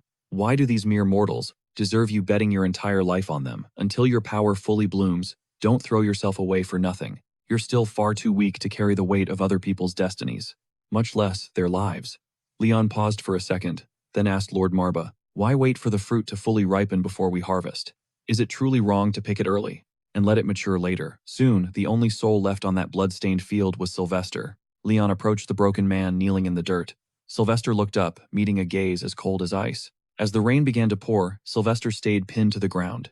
Terrified to even look up, he whispered, Is vengeance really not your goal? Leon nodded coldly. Shaking, Sylvester clutched at the boy's cloak, pleading, Will you show me mercy despite my sins? I vow never to cross House Marba again, or whisper a single word of your true strength to the Empire. Please, I beg of you. Leon stayed silent, his expression unreadable. Finally he spoke. Since when were we close enough to owe each other such massive favors? Sylvester's head snapped up as he cried, but you know the truth. Revenge just fuels a never-ending cycle of hate. Leon's icy stare shut him up instantly. Sylvester froze in terror. Tossing his cloak aside, he desperately claimed he was coerced. As a fellow high noble, you surely understand our duty to ensure our family's prosperity. Leon stroked his chin. Duty is it? Maybe your point isn't entirely wrong. Leading a great house is a crushing weight. Sensing a spark of sympathy, Sylvester scrambled to agree. Exactly, it's suffocating me. I only committed those atrocities out of pure necessity. It was all for my clan. Leon cut him off sharply. And why exactly does that mean I should spare you? Sylvester's mind went blank. Leon slowly unsheathed his blade. Don't get it twisted, this isn't personal. Your death is simply a cold, undeniable necessity. You being alive provides zero benefit to the Marba name. Goodbye. Sylvester gnashed his teeth in fury, head thrown back as he shrieked, You arrogant brat, by the time you realize your mistake, it'll be too late. Mid-sentence, Leon's blade flashed, severing his head, as blood painted the sky. Leon didn't even flinch. Sylvester's corpse fell, finally ending the bloody conflict. The spectral army faded away. Suddenly, a sharp pain tore through Leon's chest. Slumping over, he whispered, I knew the cost of this power would be steep. He collapsed face first. Walter screamed, My lord. Marba lunged forward to check him. Relax, he's just suffering from a massive mana drain. Leon's genius is terrifying, echoing the legends of old. But the real question remains, can a mere child be trusted with such overwhelming potential? There's a monster inside him, a deadly contract that I can't even restrain, stripping away every ounce of his humanity. Turning toward Sylvester's remains, he added gravely, More importantly, the demons are starting to meddle in our world. This is a dark sign. Tulin and the crow hurried over. Eventually, Leon's eyes fluttered open. His loyal followers cheered in relief. He's finally awake. Tulin fell to his knees, sobbing, Forgive me, master, I failed you. I deserve the executioner's block. Marba chuckled. Hey, I won't stop you, old-timer. That would actually be a pretty fun show to watch. The black crow chimed in. He might look cute, but this little brat is absolutely heartless. Marba barked back. You expect a demon to have feelings, and quit that annoying sniffling already. Sitting up, Leon sighed. No executions today. You did your job perfectly, and that's all that matters. Walter rushed to report. House Sylvester is crumbling into ruins now that their lord is gone. They won't be planning any more invasions anytime soon. Tulin pumped his fists, beaming with excitement. Exactly. Under your brilliant command, House Marba has finally clawed its way back. But one problem remains. Leon looked up, surprised. What's wrong? Tulin bowed deeply, his voice shaking. It's embarrassing to admit, my lord, but the Marba coffers are bone dry. Worse yet, we're drowning in massive debt. Leon's jaw dropped. What, Marba? Just shrugged. Not a huge deal. Just slap House Sylvester with a massive war bill and call it even. Dark clouds hung over Tulin. His usual tactics were useless now that the Imperial Court dropped an ironclad ban on every compensation claim. What is the deal? Why now? Marba snapped. Tulin winced, his voice trembling as he brought up Leon Haber and Satyr. These three legendary bloodlines had been trapped under the Imperial Court's thumb for generations, leaving them with zero breathing room. The Crown clearly wants us crushed to stop our ascension. Every request was nuked. Marba let out a heavy, defeated sigh. Everything was spiraling into pure chaos. Leon gripped his chair, his voice tight. Give it to me straight. What is the final damage? Tulin stayed silent, simply raising 5 fingers. Leon flashed a shaky, nervous grin. 50 million gold, please tell me that is it. Pulin's head shook slowly, his lips sealed. Leon's heart dropped into his stomach. 500 million Pulin, you are joking, right? Another silent no. Leon nervously rubbed his chin, his mind racing. It could not possibly be. 5 billion gold, that is insane. 500,000 is doable, but… Pulin cut him off mid-sentence. Forgive my bluntness, my lord, but reality is much harsher. You actually nailed it. Leon froze, his eyes widening in total shock. Wait, I nailed what? Which number? Pulin dropped the bomb. House Marba owes 5 billion gold. Leon felt his soul leave his body. He was officially broke. Meanwhile, a strikingly handsome youth strolled through the city gates whispering to himself, so this is finally the Marba territory. Meet Richard de Flamel, the legendary High Templar of the Mage Tower, and the mastermind behind the elite Eremita sect. A girl suddenly blocked his path with a playful smirk. Fancy seeing you here, Master Richard. It was the infamous Carleen. She commanded the Southern Lunatic Syndicate, the most feared loan sharks alive. Flamel visibly panicked, completely losing his cool. Miss Carleen, my sect, cleared our balance ages ago. Carleen just giggled, her eyes sparkling with mischief. Is that what you think? You think I would travel this far for pocket change? Relax, Richard. This time, you are not even the target. Flamel shuddered, unable to relax. Pardon me, but the trauma of being played by vultures like you never really fades away. Facing lenders always gives me the creeps. Back then, I genuinely believed the Mage Tower was about to go extinct. Carleen gave him a cheeky wink. And that is exactly why we always tell people to read the fine print twice. Flamel was not having it and turned to walk away. Enough small talk. Let us just cut straight to the chase. We are both hunting the same guy, right? Meanwhile, back inside, Pulin was finalizing the grim details of the family's debt. My lord, the debt has peaked at 5 billion gold. Cold sweat poured down their faces as a suffocating silence filled the room. A sharp knock echoed through the hall, making everyone jump. Pulin marched toward the door, throwing a wary look back. I will handle this, he muttered. Leon watched with bated breath. Noticing his pale face, Marba leaned in with concern. Leon, you okay? Leon swallowed hard. I am praying this is not more bad news. Suddenly, Pulin burst back in, looking panicked. We have guests, sir. Leon's guard went up instantly. How many? Pulin hesitated. Just two, a man and a woman. Leon's grip tightened as he placed his cup down. Unexpectedly, Richard grabbed a cup, took a calm sip, and spoke. Thanks for the hospitality. I am Richard, the Eremita School's leader. Carleen, lounging right next to him, did not miss a beat. And I am Carleen from the Southern Lunatics. The moment those words hit the air, the entire room turned ice cold. It took ages for Leon to find his voice. Welcome to the Marba estate. Richard and Carleen flashed perfectly synchronized, terrifying smiles. Walter's nerves were fried. Their energy is insane. Are we seriously letting these monsters inside our house right now? Who cares? Marba shrugged. The Black Crow let out a mocking squawk. My master is a beast, do not sweat it. He has got this. Sensing the thick atmosphere, Carleen broke the ice. Word on the street says you just scored a massive win. Congrats on crushing that noble family feud, Lord Marba. I am guessing you are sitting on a mountain of war loot now. That should cover what you owe. The lunatics, yeah, Leon, wiped a bead of sweat from his brow. Actually, about that debt. What is the exact damage? Pulin leaned in, whispering urgently. My lord, remember that our credit rating is basically in the gutter. Our name is trash in the financial world. But out of the 5 billion gold we have sucked up, 4 billion belongs strictly to Carleen and her lunatic crew. As the queen of the southern branch, she runs the continent's deadliest syndicate. She is the one debt collector you never ever want knocking on your door. Leon's voice cracked. People who do not pay her end up as lab rats for dark mages to experiment on. Carleen cackled at his terror. So you have done your homework on us. Lucky you, Lord Marba. It saves me the introduction. Let us skip to the juicy part. Leon nodded frantically. Right. So, what exactly is the total bill as of today? Carleen's gaze sharpened. She whipped a scroll out from her bodice and looked him dead in the eye. I am going to need you to cough up 10% of that balance right now. You are free to settle the remaining 90% whenever you please. However, let me offer some friendly advice. Our interest rate stands at a brutal 30% annually.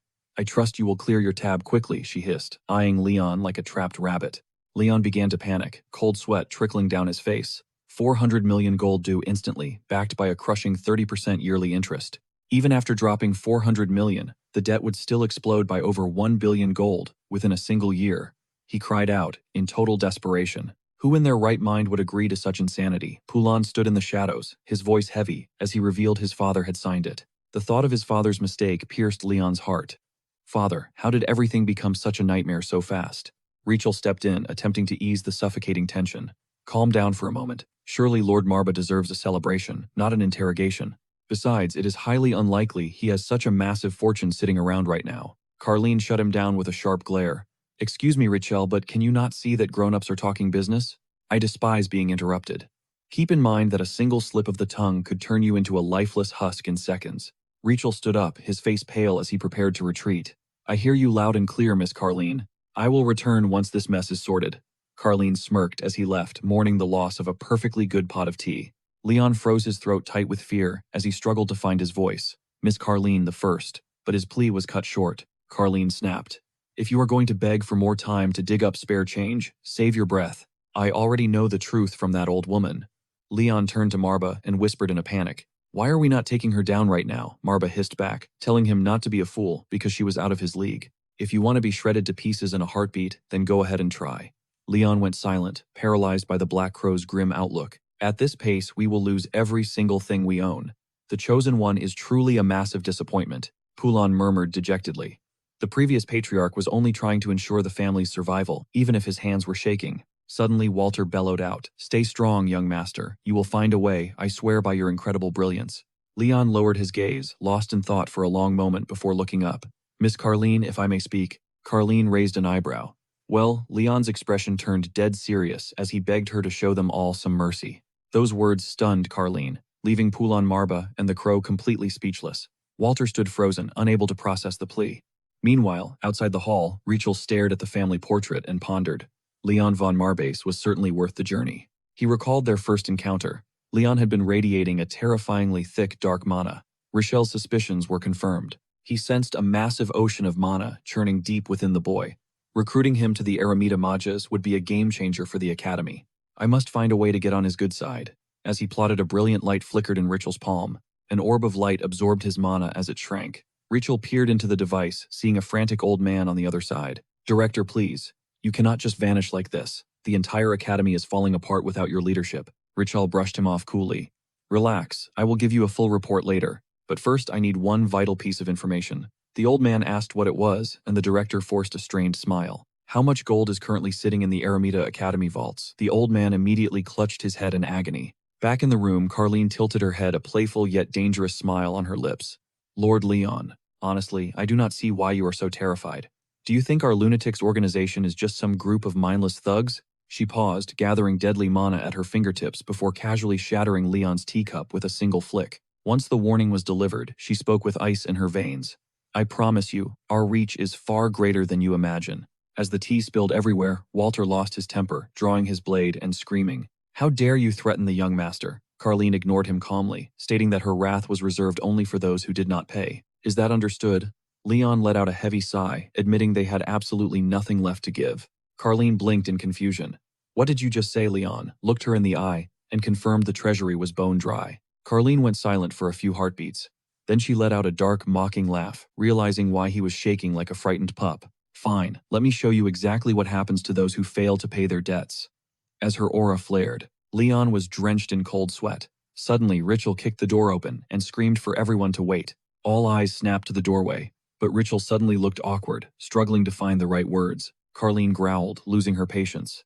Ah, I see why you have been so jumpy. It turns out our prestigious guest is totally broke. Her eyes locked onto him like a starving predator, yet Leon stood frozen.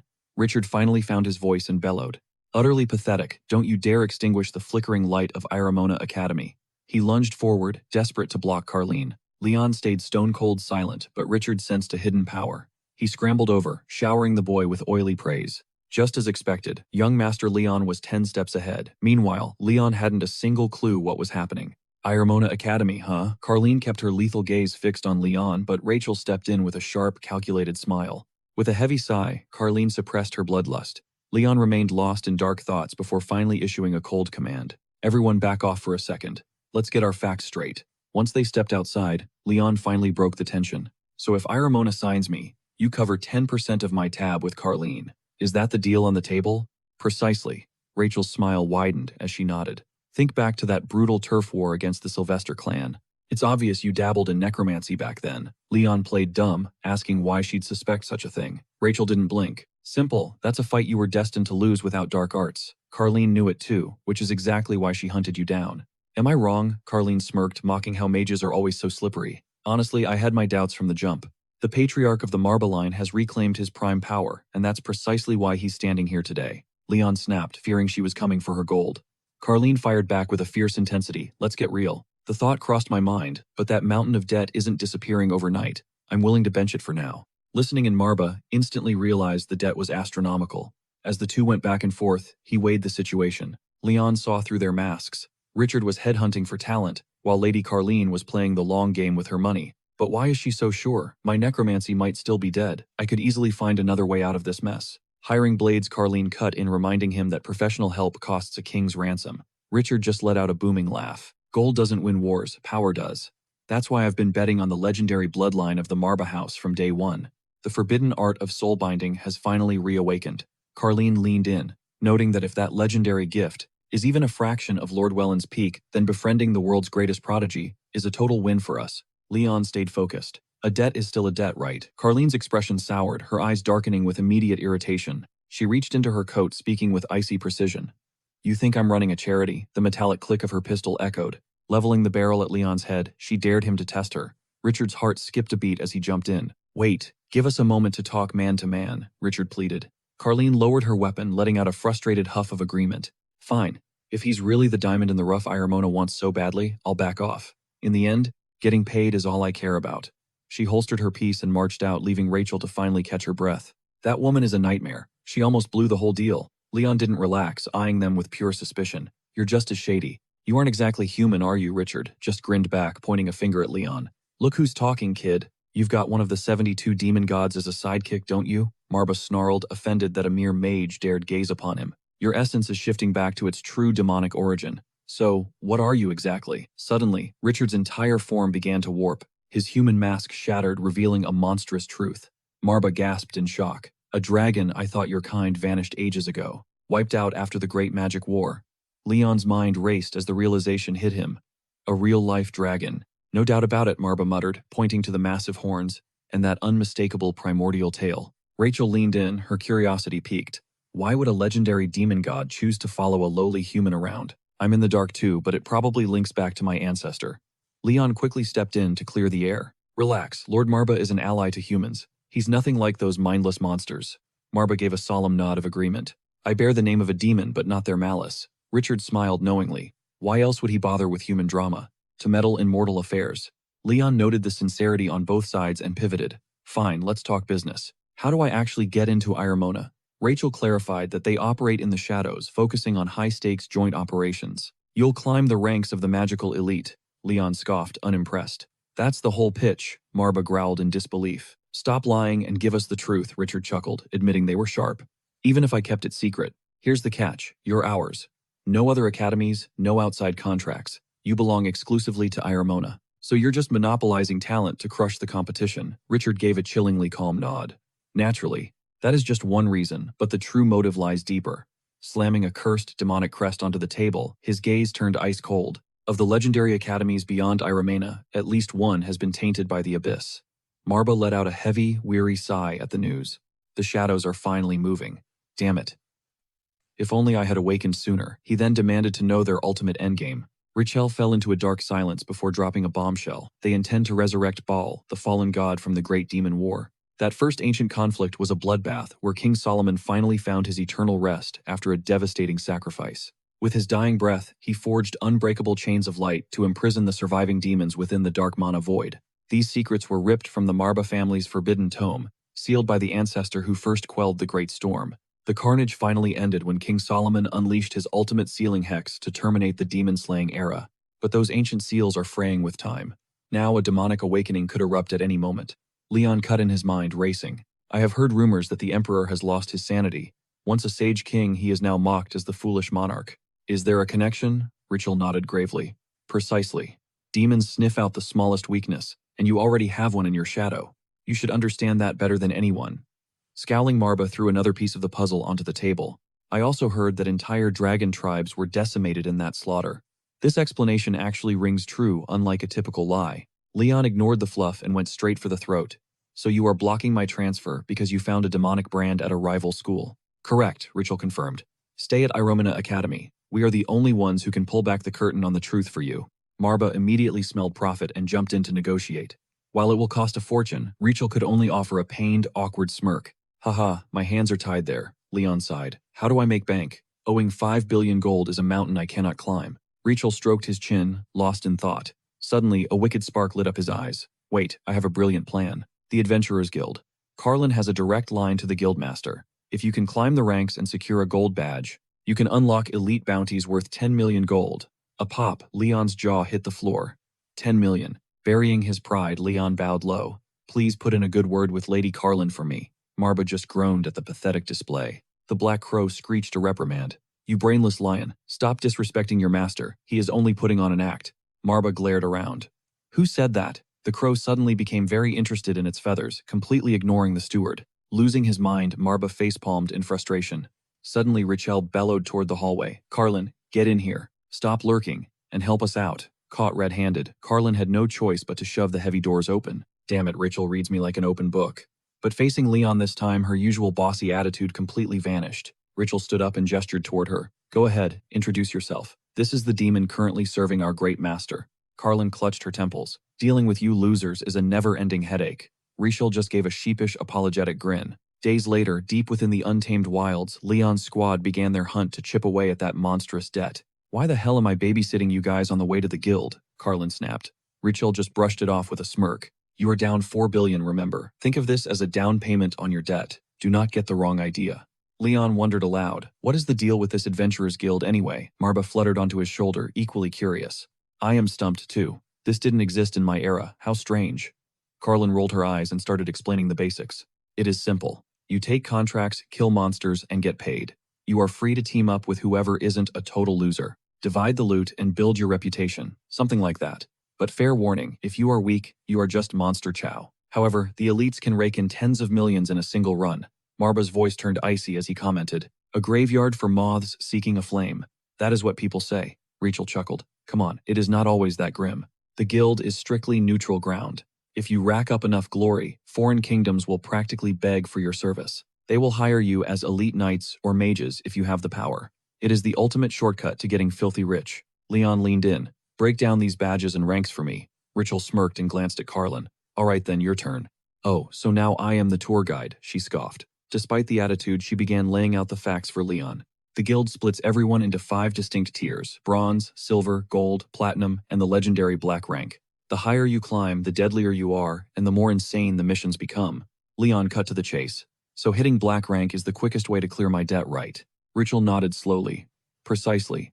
But that is nearly impossible, so let us not get ahead of ourselves. Continent-wide, fewer than 10 elites hold the legendary black rank, commanding astronomical fees that start at hundreds of millions in gold. Only the ultra-wealthy can afford them, a reality that finally dawned on Leon.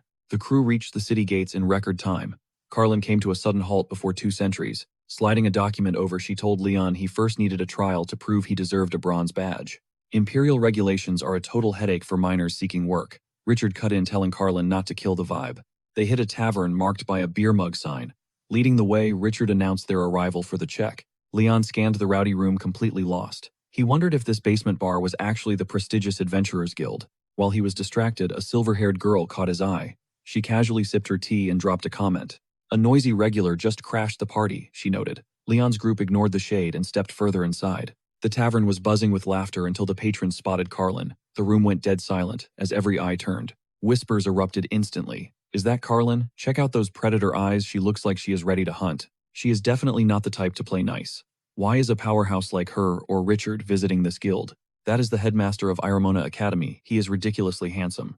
Word is she is already a legendary tower master. Talk about a total mood killer for a drink. Life just is not fair. Richard looked at Carlin, feeling the awkwardness. He noted she really put everyone on edge. Carlin just hissed for them to move faster and ignore the fodder. We have zero time for these nobodies. Leon looked around, searching for someone with actual main character energy. Marba sensed something off, asking Leon if he could feel the massive stream of mana currently tracking their movements. Suddenly, a young noble in the crowd looked pressed. He began lurking through the shadows, tailing Leon's every move. Feeling his pace being dragged, Leon released a mana pulse to scout the area. A second later, he shouted, "Found him." Before the words even left his mouth, the silver-haired girl lunged. She drew her blade in a lethal, silent blur. Carlin reacted instantly, drawing her weapon. The girl's steel touched Leon's throat while Carlin's barrel aimed at her skull. The standoff was electric. Carlin let out a mocking smirk, noting the girl's temper had only gotten shorter with time. Raleigh glared back with pure venom. She lowered her sword, snapping at Carlin to never use her name so casually.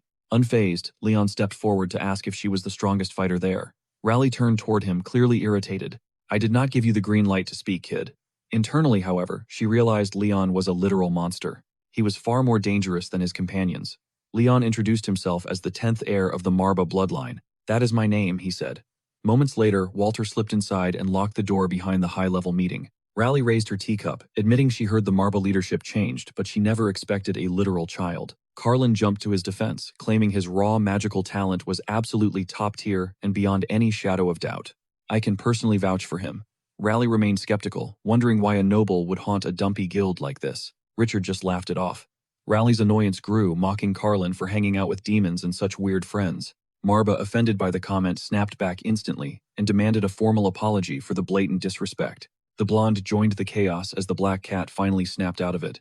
Marba lunged forward with a growl. Leon remained chill, holding him back. He admitted he was drowning in debt and desperately needed the guild work. Carlin pointed out that Meolian's biggest flex was total anonymity.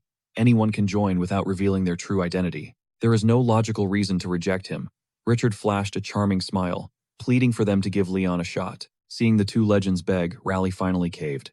Fine, she sighed, but this job might actually get you killed. Leon shrugged it off, stating his family basically lives on death's doorstep anyway. This was just another Tuesday. Plus, Richard warned me that dodging that madman's debt would be a fate much worse than actual hell. Thinking of Carlin's terrifying associates, Rally had to agree. Fine, kid, I will give you one shot at this. She poured her tea onto the table, the liquid moving with a mind of its own to form a symbol. A matching seal erupted in light on the floor. The room shook violently as thick white smoke filled the air. Leon broke into a cold sweat. Marba identified it as high-level teleportation magic using an incredibly advanced complex formula. She even managed to simplify the casting. This girl is a legit top-tier mage with insane capabilities. A fresh row of ancient stone statues appeared in the center. Everyone watched in silence as Rally stood up. The rules are simple, she smirked. Only one statue pulses with mana. Find the real one. 30 minutes on the clock. Succeed, or you're headed back to your family in total shame. Leon didn't blink. I'm in. Rally's eyes flared. Then let the real game begin now. Carlin flipped the hourglass. Carlin grumbled about the chore but summoned the timer anyway. A floating hourglass materialized. Leon stepped calmly into the ring of silent stone sentinels. He scanned every detail until Rally roared. Look out, they're moving. Defend yourself, kid. The giants swung. Leon leaped high, narrowly, dodging a club that shattered the ground below. He landed only to find another statue striking from behind. He ducked as stone whistled past. Carlin watched with gritted teeth while Richel worried. Rally was definitely pushing the boy too far. Even mid-rank mages would struggle. Leon was a prodigy, but he was still just a child. The younger they are, the harder they fall, Carlin hissed. All we can do is watch. His success rate was practically zero. Even Marbas felt the tension. These statues weren't strong, but tracking the golem was impossible. The mana trace was ghost-thin. The blond man stroked his beard. This is brutal, he noted. Even a fool can see the contractor is way outclassed. Marbas ignored him, eyes locked on Leon. What's going through that head of yours, kid? Rally frowned. Giving a guild emblem to a child was a massive risk. On this continent, even geniuses break easily. Leon dodged again, his cold gaze finally locking onto his targets. As they lunged, dark mana pooled in Leon's palms. He fired two shadowy spheres directly at them. He hijacked the statue's control. As they froze, Leon whispered, the most efficient way to win. The arena went silent. The spectators froze. Marbas broke into a cold sweat, his jaw dropping. That kid, Marbas stammered. Leon wasn't done gathering even denser dark energy in the air. What Marbas taught me was just the beginning, Leon declared. Dark spheres manifested like black suns. Mana-tipped spears, Marbas gasped. The blonde was shook, while Richel couldn't hide her excitement. Pure, unadulterated dark magic. Without a second's hesitation, Leon commanded the spears to obliterate the arena. The statues stood no chance. In one violent explosion of mana, they were reduced to rubble. Nothing remained. You're absolutely insane, Marbas shouted. Carlin stepped into the debris to investigate. She picked up a shard. His control is top tier, but he failed. He had to find it. Test failed, she muttered. But Richel just turned away, a wild smirk playing on her lips. If he does, what I think, we're recruiting him for Remuda Academy immediately. Carlin stood frozen. Meanwhile, Leon closed his eyes and began an ancient haunting chant. Spirits of the celestial realm, I, the heir of Marbas, summon you, awake and obey. The broken stones began to knit together. Rally's jaw dropped. What on earth is he doing? Leon had this planned from the start. Mana is life, and anything with life can be raised. By killing it, he could use necromancy to force an answer. He was beyond human imagination. Carlin wiped her forehead. I hate to admit it, but he's a monster. That mana is terrifying. He solved a riddle with raw power and genius. Raleigh stayed silent as Leon walked back. How she managed to ask? Leon shrugged. I killed it, then revived it. It's simple. Raleigh pressed for more. Why go that far? Leon's voice was cold. Golems are living creatures. And this one's the mana user. Leon checked the hourglass. The sand was still slowly falling. Did I pass? Leon asked calmly. Raleigh finally smiled. Kid, you're on a whole different level. If this is what a leader needs, I'll take it, Leon stated. Raleigh couldn't even argue. Fine, you win. Forget bronze, you've earned the silver badge. You're too talented for anything less. Everyone agree, she challenged. Carlin was baffled. Silver already, but Rachel just laughed. What a legendary show, she cheered. Lord Marbus, your contractor is truly one of a kind. Marbus nodded, a smug grin forming. That's my contract bearer. Still a brat, but a legend. The blonde interjected. Leon doesn't even know how to handle praise. Now I'm officially useless. Leon ignored them, standing like a stone statue. Suddenly, Walter stepped into the illusory realm. He gasped at the scene. Usually golems are just mechanical products of magical engineering. However, some rare life-bearing creatures emerge naturally. Looking at that green golem's unique traits, one could clearly see the difference from man-made ones. Raleigh whispered, precisely, young master. This case is unique. You are undeniably powerful. Leon's expression remained colder than ice. Thanks. What's the payout for a silver badge quest? Marba snapped, fuming at the question. Always obsessed with gold, Rachel cringed in total embarrassment. Carlin just smiled and spoke up. Around 3 million. But with your debts, you'll definitely need a gold badge soon. Rachel stepped in to ease the tension. Still, this is an incredible start for you. The guildmaster hasn't handed out a silver badge instantly in ages. Carlin agreed. It truly has been a long time since that happened. Carlin let out a heavy sigh. Indeed. Leon bowed respectfully. Thank you for your trust, guildmaster. Raleigh nonchalantly snapped her fingers. Suddenly, the shattered golems repaired themselves, returning to peak form. Walter stared in absolute awe. A mere flick of her wrist, and everything is restored. Her mana and precision are terrifying. As expected, our guildmaster is a literal monster. Richard turned to the group. Let's head back.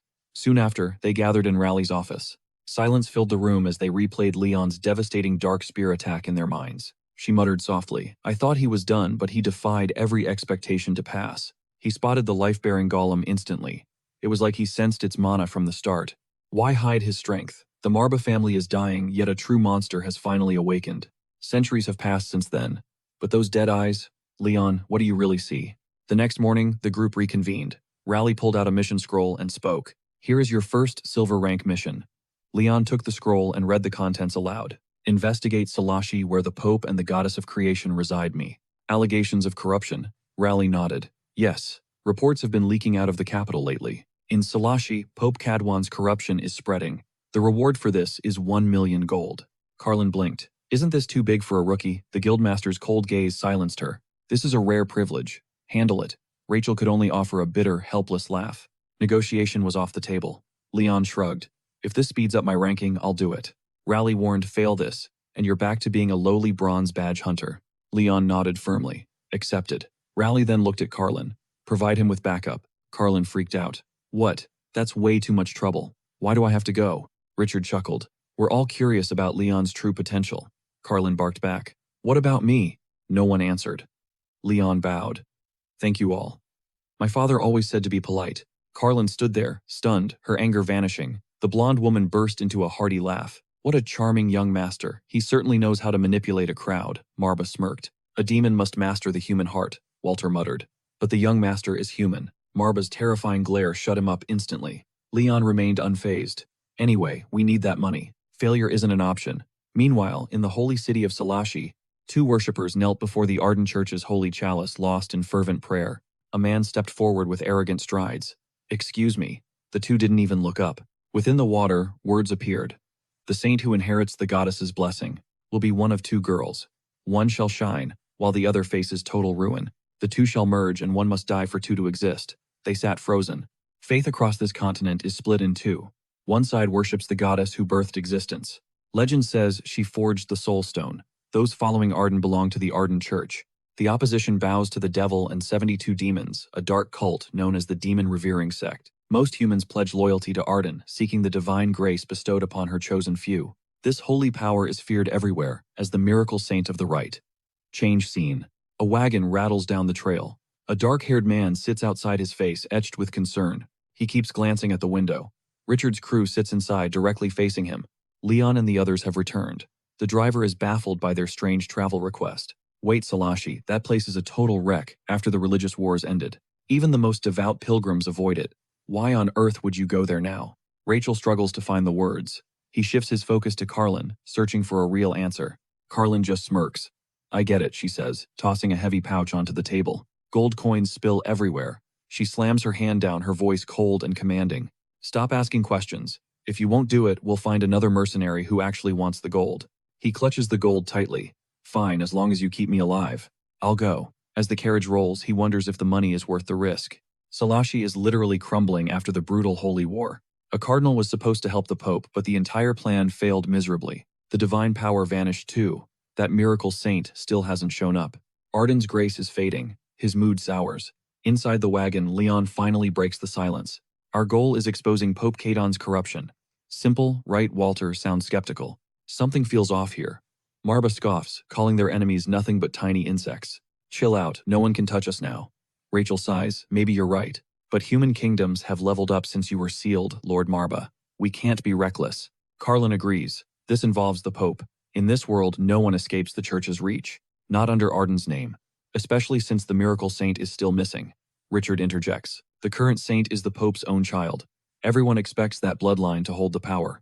But what if things went sideways? Leon adds 2 daughters were born. There should only be one heir. This anomaly has the entire church in a panic. Only one can inherit the power. Walter guesses that both receiving grace is impossible. Exactly. Lord Marba confirms that divine bloodlines always narrow down to a single soul. In the end, one sister must die. Richard stares at Leon, judging him in silence. It feels weird. Leon is shocked. The driver shouts from outside, breaking the tension. We've arrived at the continent's holiest sanctuary. Welcome to Salashi. Inside a grand villa, a tall man named Glazer swings the massive doors open. Your Holiness, the team we hired has finally arrived. The Pope clears his throat. Them. Did they actually dodge the royal guards? Glazer nods. If they're from Eremia Academy, it makes total sense. Kadon warns him to keep this quiet. This whole mess is just to save my daughter. He walks out to meet the group. Glazer introduces himself as the head steward. I handle all logistics for the Pope in this city. Richard asks, did you request we investigate the Pope's corruption? He whispers softly. Yes, I didn't expect the Academy head to show up himself. Richard forces a grin. Actually, I'm not the lead on this. The steward looks stunned. Then who? That would be me, Leon says. The steward looks worried. You're quite young for this. We can't let the Pope catch on. Noticing the steward's concern, Leon understood the man's hesitation and flashed his official badges to clear the air. Glazer was stunned to see the silver badge of the Adventurers Guild. Before he could accept the quest, he asked suspiciously, I have a question. Those 2 missing women, are they actually our enemies? Suddenly, 2 dark silhouettes loomed behind him. Realizing they were spotted, the shadows finally revealed their true forms. Glazer's gaze shifted to one of respect. We need to talk somewhere private, he whispered seriously. Downstairs, the group gathered formally around the large table in the center of the quiet room. They sat in tense silence. Glazer studied Leon with a heavy, pensive stare. The moment had finally arrived. Salashi's power was fading, and he doubted a young mage could help. I'm just not sure, he admitted. Leon kept his face stoic, reaching out through telepathy. Your name is Glazer, isn't it? Glazer couldn't believe his ears. I'm not sure if this changes anything, he added, his voice trembling slightly. He wondered inwardly. Telepathy. That was a high-tier skill reserved only for elite top-level sorcerers. Realizing Leon knew the Pope sent him, he decided to spill the truth about their real secret mission. A faint smirk crossed Leon's face, a look that finally made Glazer put his full trust in him. Knowing he couldn't deceive, Leon Glazer sighed. All right, let me explain the true nature of this task. The legend says only one daughter will inherit the Creator's divine blessing to become the Miracle Maiden. One sister shall rise as the sun, while the other is doomed to be cast into total destruction. One is destined to die. The Pope was paralyzed with fear that this cruel prophecy was actually true. What will become of my daughter? He agonized. Beside him, an attendant bowed, begging for his forgiveness. She explained the power was split between the twins, and to perfect it, one sister must be sacrificed. He snarled in a fit of rage. So a life is the price for this perfect power. Is that it? Fearful of his wrath, she apologized. Suddenly, a royal knight arrived, bearing a grim decree from the emperor. Caliban, the royal knight's commander, arrived to deliver a cold-blooded imperial command directly to the Holy Pope. Under Esteban's sky, there can only be one son, he declared. I'm sure you understand the emperor's will. He explained that upon reaching maturity, one twin lives as the maiden, while the other is burned alive. The rejected sister dies as a fallen saint. The Pope reeled, unable to believe such a monstrous act. "You want me to burn my own daughter," he screamed. Caliban just laughed, ignoring the father's pure agony. "It's a minor sacrifice for the Emperor's order," he sneered, turning his back to lead his men away. Falling to his knees in total despair, he wailed, "Why? Why must my innocent child suffer such misfortune? Arden, you took my brother and now you hunt my daughter. Why must I face these impossible trials?" As the story ended, the sisters wept. Rachel finally spoke, trying to summarize the horrific situation they faced. The divine miracle maiden hasn't appeared for decades, but this time the power returned in a split form. "So the power was divided between twins?" she asked. He nodded gravely, confirming their worst, most terrifying fears. "I'm here to save you both, even if it means betraying the entire empire," he declared with resolve. But Leon cut him off. "Glazer, let me ask the girls something directly this time, okay?" Looking confused, Glazer stepped back. Leon knelt on one knee before the sisters, showing them profound respect. "Which one of you is actually prepared to die?" he asked bluntly, the question hitting like a physical blow. Marba gasped in shock. "Hey, contract bearer, what on earth are you talking about right now?" "It's the most effective way," Leon replied calmly. "Deceiving the Emperor won't be easy if things go south. In the absolute worst case, one must perish.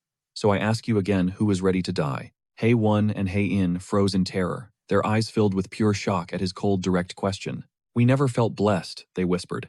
"While demons destroy everything, we are just the unchosen ones." With the Pope in despair as innocent blood flows, the timing of this power crisis is a nightmare. "The maiden's light is missing. Get back, it's too dangerous," a knight shouted as the chaos intensified. "A demon," he roared.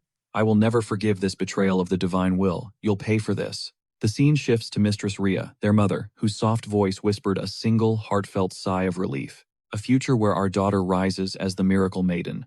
The Pope beamed with pride, yet shadows of grief clouded his heart. He was torn. "Rhea, every title has a price. I'm terrified the world will worship her, only to bleed her dry for their own gain, treating her like a mere idol." He spoke while white-knuckling the edge of his holy vestments. Sensing his inner turmoil, Rhea softened her gaze and took his hand. "Rest easy, love. She'll be forged in strength, I'll ensure it. Let's call her Heaven, a name promising celestial grace for all who suffer. Do you like it, darling?" Mom's voice had a weight I'd never heard. She surrendered every ounce of her life force to bring us here, then vanished into the light. "Mark my words, we were born in blood and will end in ashes. Fate is a cage no one escapes. Our destinies are locked. It's that simple." The elder sister's voice didn't waver for a second. "Is my choice made?" Before she could finish, her younger sister cut in. "Stop, I'm the one who belongs on that pyre. She's the firstborn. Only the eldest can uphold mother's legacy. In every possible way she outshines me. A broken vessel like me doesn't compare. Please." Hearing this, the elder sister's composure finally shattered into tears. "Silence those words." She turned to Leon, whispering, "No one ever prepared me for a choice this cruel." He paused, his eyes cold. "So if both of you perish, problem solved. Honestly, that would make my life much easier." "Listen up, contractor," Marbus hissed. "Your job is to rescue both. If even one drops dead, your payout is 0. Leon clapped his hands together. "Good point, Lord Marbus. I suppose I should actually try to keep them alive. Time to find a loophole where everyone breathes." The elder sister's heart steadied. "It sounds impossible, but I'm counting on you. Just keep our father out of the crossfire. He's done nothing wrong." The younger sister nodded in desperate agreement. "Exactly. He was just a puppet of his papal duties." Leon rose to his feet. "Message received. Give me the timeline." "When does the execution start?" 2 days, the elder sister replied, her voice hollow. "If we're out of options by then, I'll take the fall." The younger sister's face paled. "Sister, no. 2 days. That's a death sentence. There's got to be a workaround." Leon's expression hardened. "Move it. Next step. We need a real fix. Lord Richard, start by examining the Saintess's branding." He approached them cautiously. "Can I see the crest?" The elder sister froze, her face flushing with hesitation. The younger sister broke the silence. "Everyone out except for Leon and the lady. Give us some privacy?" Carlin snorted. "Regardless of where the mark is, this guy needs to beat it." She shoved Richard toward the exit. Richard looked baffled. "Why the hostility? I'm an archmage, for heaven's sake." Carlin just kept pushing, ignoring his protests. "I've got eyes too. Stop trying to be a creep." She dusted her hands, satisfied with the room clearance. With the room empty, the twins shared a look. Trembling, they slowly began to unfasten their heavy outer garments. There they were, mirrored crests etched onto their skin. This shouldn't even be possible. Leon narrowed his eyes. This power wasn't inherited, it was magically grafted. Carlin nodded, noting the intimate placement. No wonder they kept it hidden. Lord Marbus's voice echoed in Leon's mind. There's only one path left now. The truth was a bitter pill. Leon sent a telepathic message. At this rate, someone has to die. These prophecies are savage. They wreck lives in a heartbeat. Leon looked back, with a chilling, unfamiliar intensity. Are you mad? Flash forward 48 hours. Louis von Arkheim sat smugly, chin resting on his hand. He was vibrating with excitement. Finally, a decade of patience was about to pay off with a new saintess. The masses will go wild. Caliban sneered, reminding everyone that a witch was about to burn. The pyre is ready. He scoffed. Being born as twins was their first mistake. Now we just wait. Leon watched from the shadows, absorbing every word. In the silence, he reached out to Marbas telepathically. Do I save the one desperate for life, or the one craving the grave? You're a puzzle, Leon. What do you mean? Leon muttered. One of these girls is spinning a lie. And it's meant for me. Only those on death's doorstep reveal their true hunger for life. The other, she's already made peace with the void. I'm at a crossroads. Will you choose today? He recalled the elder sister's haunting words. No one ever schooled me on playing God. High on the altar, the crowd waited with bated breath. Louis von Arkheim stepped into the light.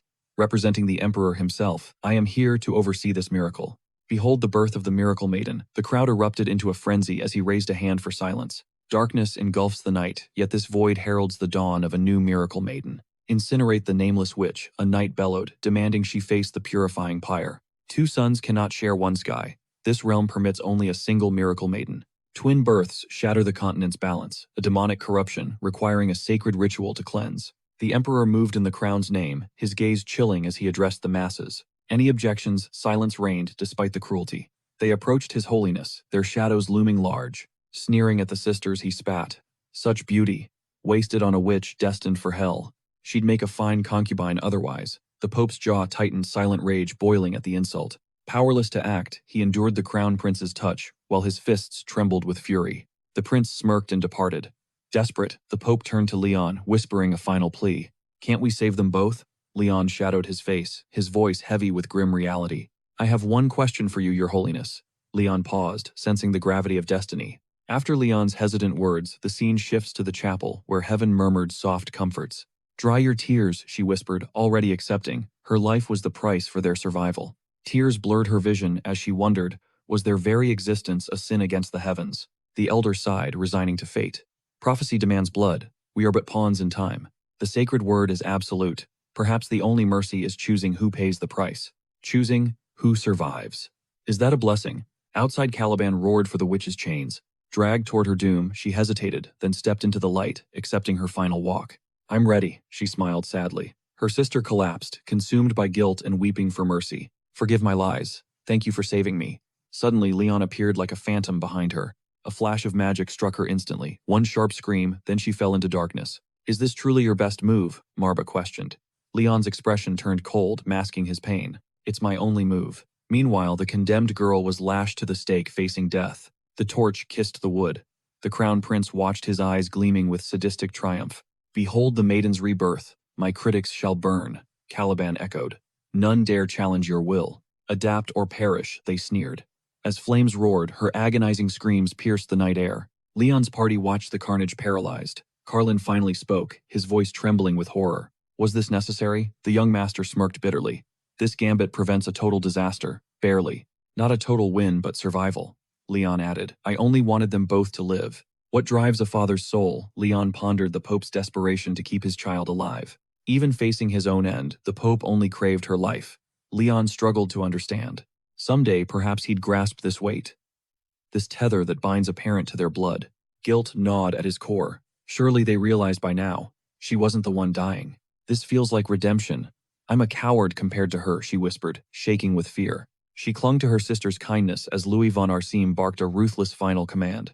More oil, a servant drenched the pyre, turning the embers into a monstrous, hungry inferno. The fire exploded. Watching her sister's agony, the younger one was shattered by her betrayal. I'm so sorry, she wailed. Flashback to 2 days ago, Leon faced the Pope's chilling gaze. Choose the daughter who fights for life, or the one ready for death, he asked. Is there a difference? Leon nodded. Hard to define, but impossible to miss. Silence fell. Finally, the Pope looked up, resolve hardening. If you truly possess that vision, then save the daughter who wants to live. Back now, the Pope watches the smoke rise. She muffled her sobs as the pyre blazed. Suddenly, a mysterious carriage rattled into the square. The carriage halted. From the shadows, Richard and Carlin watched, waiting for the perfect moment. Leon bowed his head inside the carriage, whispering, Your thoughts. The air instantly turned heavy. Lord Marba's eyes widened. Leon pressed on. Why rescue someone who had already embraced death? Silence swallowed them again. Marba hopped onto his shoulder smugly, saying, to teach them life's worth. Leon looked confused. Life's value, Marba nodded. Survivors carry the weight of those who are gone. In that moment of choice, those who accepted death finally realized just how precious living really is. They understand they are standing in someone else's place. They feel it deeper than anyone else. Leon realized the truth. Those who only crave life might never understand its true heavy meaning. Gratitude eventually rots into entitlement, Leon muttered. People begin to take every miracle for granted. Marba agreed. Exactly. Pure kindness just becomes a tool for others to exploit and use up. Walter was spiraling. If this is the cycle, where am I supposed to aim my rage? What was their sin? Richard finally broke his silence. There was never any other path for us. This world demands a saintess. Skill doesn't matter when the royal family drops a direct order. All eyes shifted to Richard. Eventually, the broken younger sister slowly emerged from the shadows. Carlin exhaled a weary breath. It is done. Her divine power has likely reached its peak. Suddenly, Carlin froze, her eyes bulging. Wait, what on earth is going on with her? The whole crew stood paralyzed. Richard barked that the power was still fractured and totally incomplete. The girl stared at the mark on her chest. The Pope shrieked in terror. What is this? She cried out for her father, but Louis von Arkham stepped in, ending the conversation instantly. This has spiraled out of control, Louis growled, his face darkening as he faced the Pope. The witch is dead, yet the power remains broken. Arrest Cadwan and all his followers now. The Pope struggled against his guard, screaming, "This is madness. That child is my own daughter." Louis's gaze turned icy. Do you really think you can play games with me, Cadwan? I gave you respect and time, yet you chose stupidity. Kill him, Caliban reluctantly stepped forward. Wait, he might be hiding the real Saintess, Caliban suggested. Louis did not even flinch. If she is not here, he is just overconfident. Either way, I am finished with this. I have lived decades without miracles. Faith won't sway me. Caliban, I said, end his life. With a heavy heart, Caliban drew his blade. Don't hate me. This is your own doing. No, she is my flesh and blood, the Pope wailed. Caliban leveled the sword at his neck. The cold edge of the blade pressed against his throat as the final judgment loomed close. This ends now. He hoisted his heavy blade, swinging it down with lethal force. Suddenly, the younger sister lunged forward. A jagged wound tore across her chest, leaving the Pope paralyzed. He couldn't even scream. Why sacrifice everything for a failure like me? She just offered a bloody smile. It wasn't just for you, she rasped. Without a soul that's truly mine, life is just a void. I searched for meaning but found nothing. My only wish was for my sister to finally be free. I fled my fate, so this is my penance. Meanwhile, inside the carriage, Leon's gaze pierced the darkness. A chilling death aura flickered over the stake, clashing with the massive miasma erupting from the girl's body. He recoiled, realizing they'd executed the wrong soul. Back at the square, the Pope stammered in pure disbelief. Executed, the Pope gasped. The girl's eyes turned ice cold as she declared her father was just as guilty. The Holy Father scrambled for an excuse. My child, what are you saying I only meant to save? His voice failed as he choked on his lies. She just smiled, ready to shatter his holy facade. We were never your children, just tools to secure your throne. Now admit it so we can finally find. You never truly had a daughter, Father. This is the only punishment I can leave you with. Perhaps this death is my final judgment. With those words, she collapsed. The Pope's agonizing shriek erupted. My daughter, he wailed, but it was too late. Her heart had stopped and the miracle vanished. The divine light was ripped from the older sister's corpse, spiraling away toward the distant carriage. Marba jumped, sensing the terrifying death aura radiating from Leon. The contract signer. Are you actually going to? Leon ignored him, flipping open the black tome. Two tragic souls lost in this spiral of fate. Hear my command, the spell made Carlin freeze. Leon's eyes snapped shut as he channeled the abyss. As the true heir of House Marba, I make this offer. The tome's eye erupted in crimson light. Gravity itself seemed to crush them. This was forbidden necromancy. The sisters' spirits merged and flew toward Leon. The swirling essence reached the carriage. Leon looked into the void and called out to the dead. Heed the call of Leon von Marbas. Do you choose to endure even in this immortal state? Are you resurrecting us? Is this real? Leon's voice was firm. Only if you accept a dead vessel. If you can live without the warmth of a heart, I will take you under my wing. He extended his hand and ribbons of shadow lashed out, binding the two souls to his will. The younger sister smirked. What's the catch? Leon was blunt. You'll work for me. That's the price. She didn't hesitate. That sounds fair. I'd be more suspicious if you were offering a free ride. Leon's gaze darkened. Then, the pact is sealed. I bind these two wandering spirits to my shadow. In the name of Marba, do you swear loyalty? The sisters shared a look and nodded with a smile. The tome's eye pulsed with power once more. Leon swept his hand, drawing them into his dark embrace. The contract is complete. In your new lives, I hope you finally find what you've been seeking. May your true worth finally be your own. Back in the plaza, the Pope stood like a statue. His eyes were empty pits of white. Caliban scanned the area, his instincts screaming at the mana surge. There's a massive force nearby. Who else is here? This definitely isn't just Prince Louis's doing. Outside, Leon shut the grimoire and stepped back into the carriage, casting one final glance at the book. Marba exploded with rage. You used a high-level restraint spell, without warning me, you absolute madman. Prepare for a legendary lecture when we get back. Leon just scratched his head with a sheepish grin. Well, I did save them, so I should be getting a pretty big reward, right? Walter chuckled.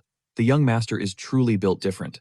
Carlin could only nod in stunned agreement. Marba had taught that to revive mindless beasts into undead, one must use imprinting for absolute control. It was a complex art for total domination. But what about souls that can actually think? Leon asked. Marba explained the difference. You have to convince souls still tethered to this world to obey you. Persuade them, Leon echoed. Marba confirmed that souls burdened by regrets simply can't move on.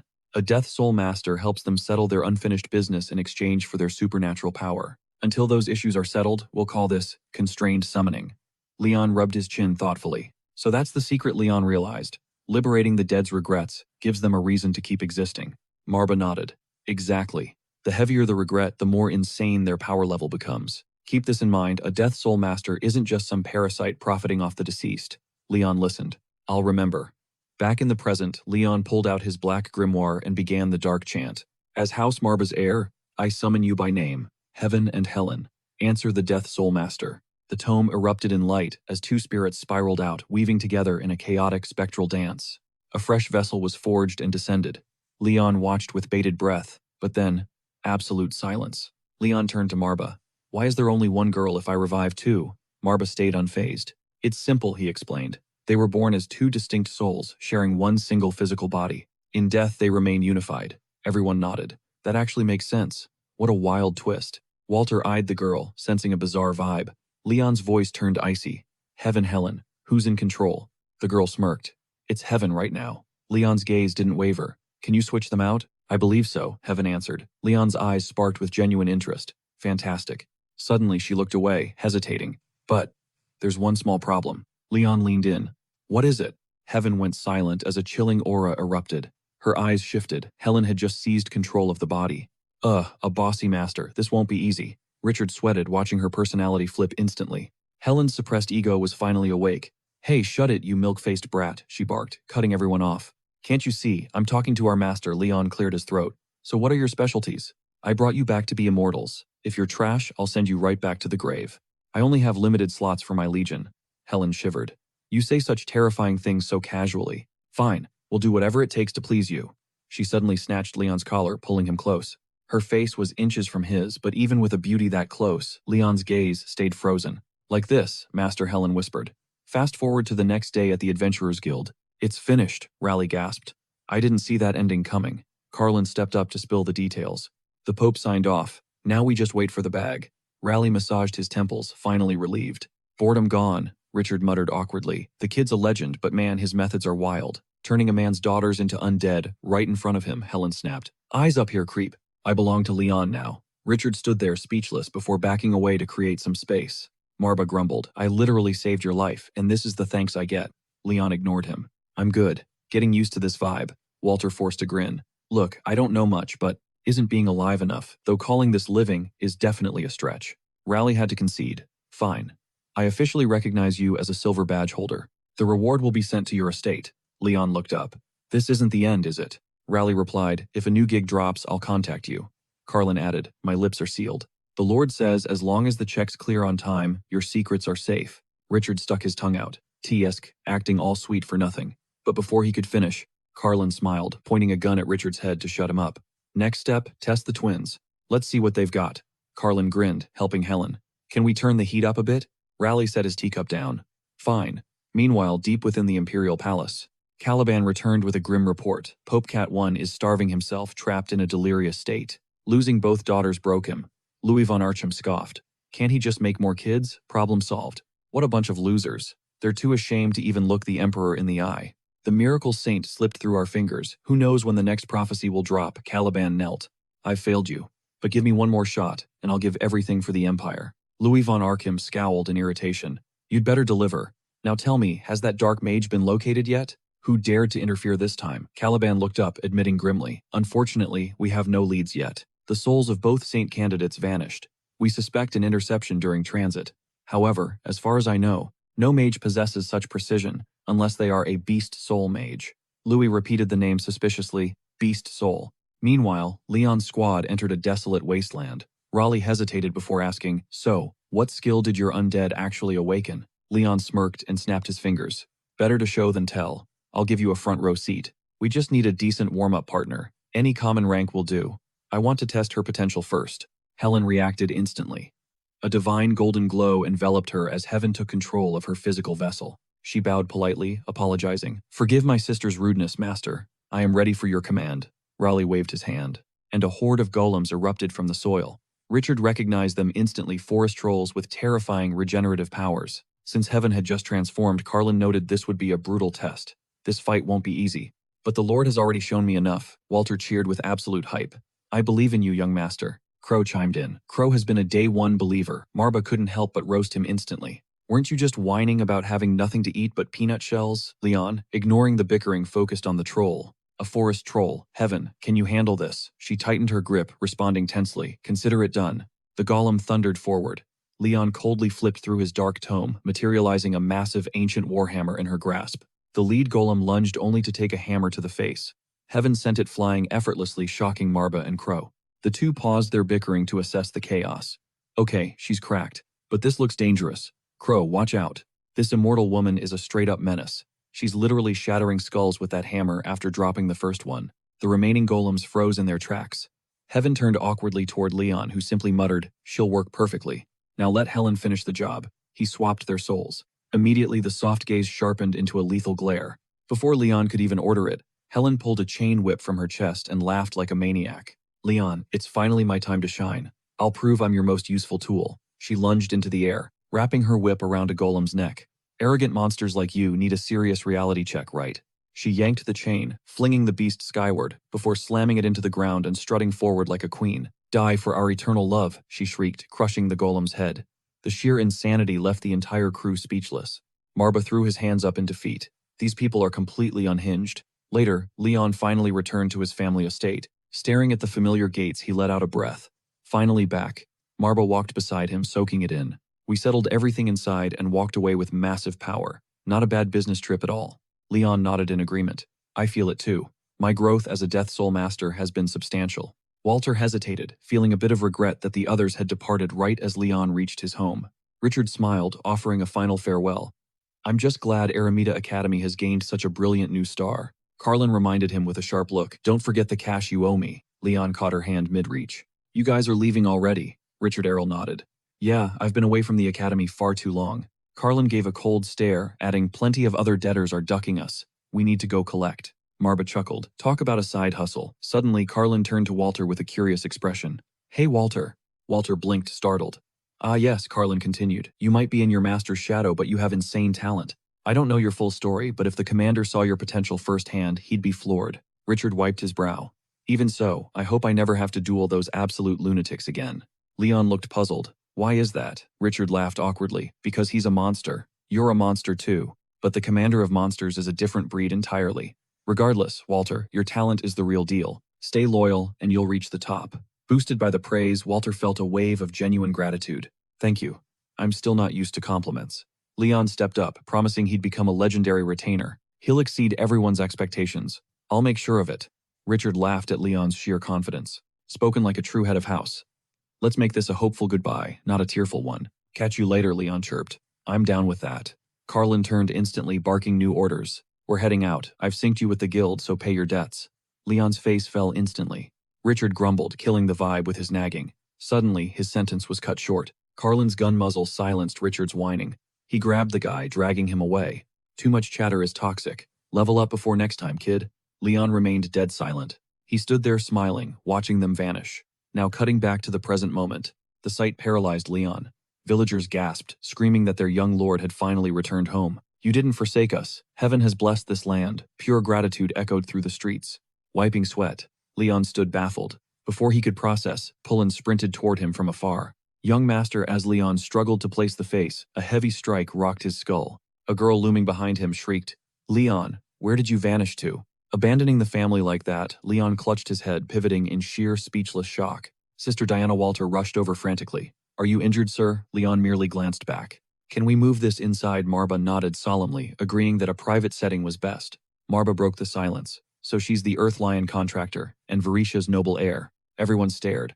Leon confirmed she was a top-tier elementalist who had been vital from day one. The Black Fruit smirked.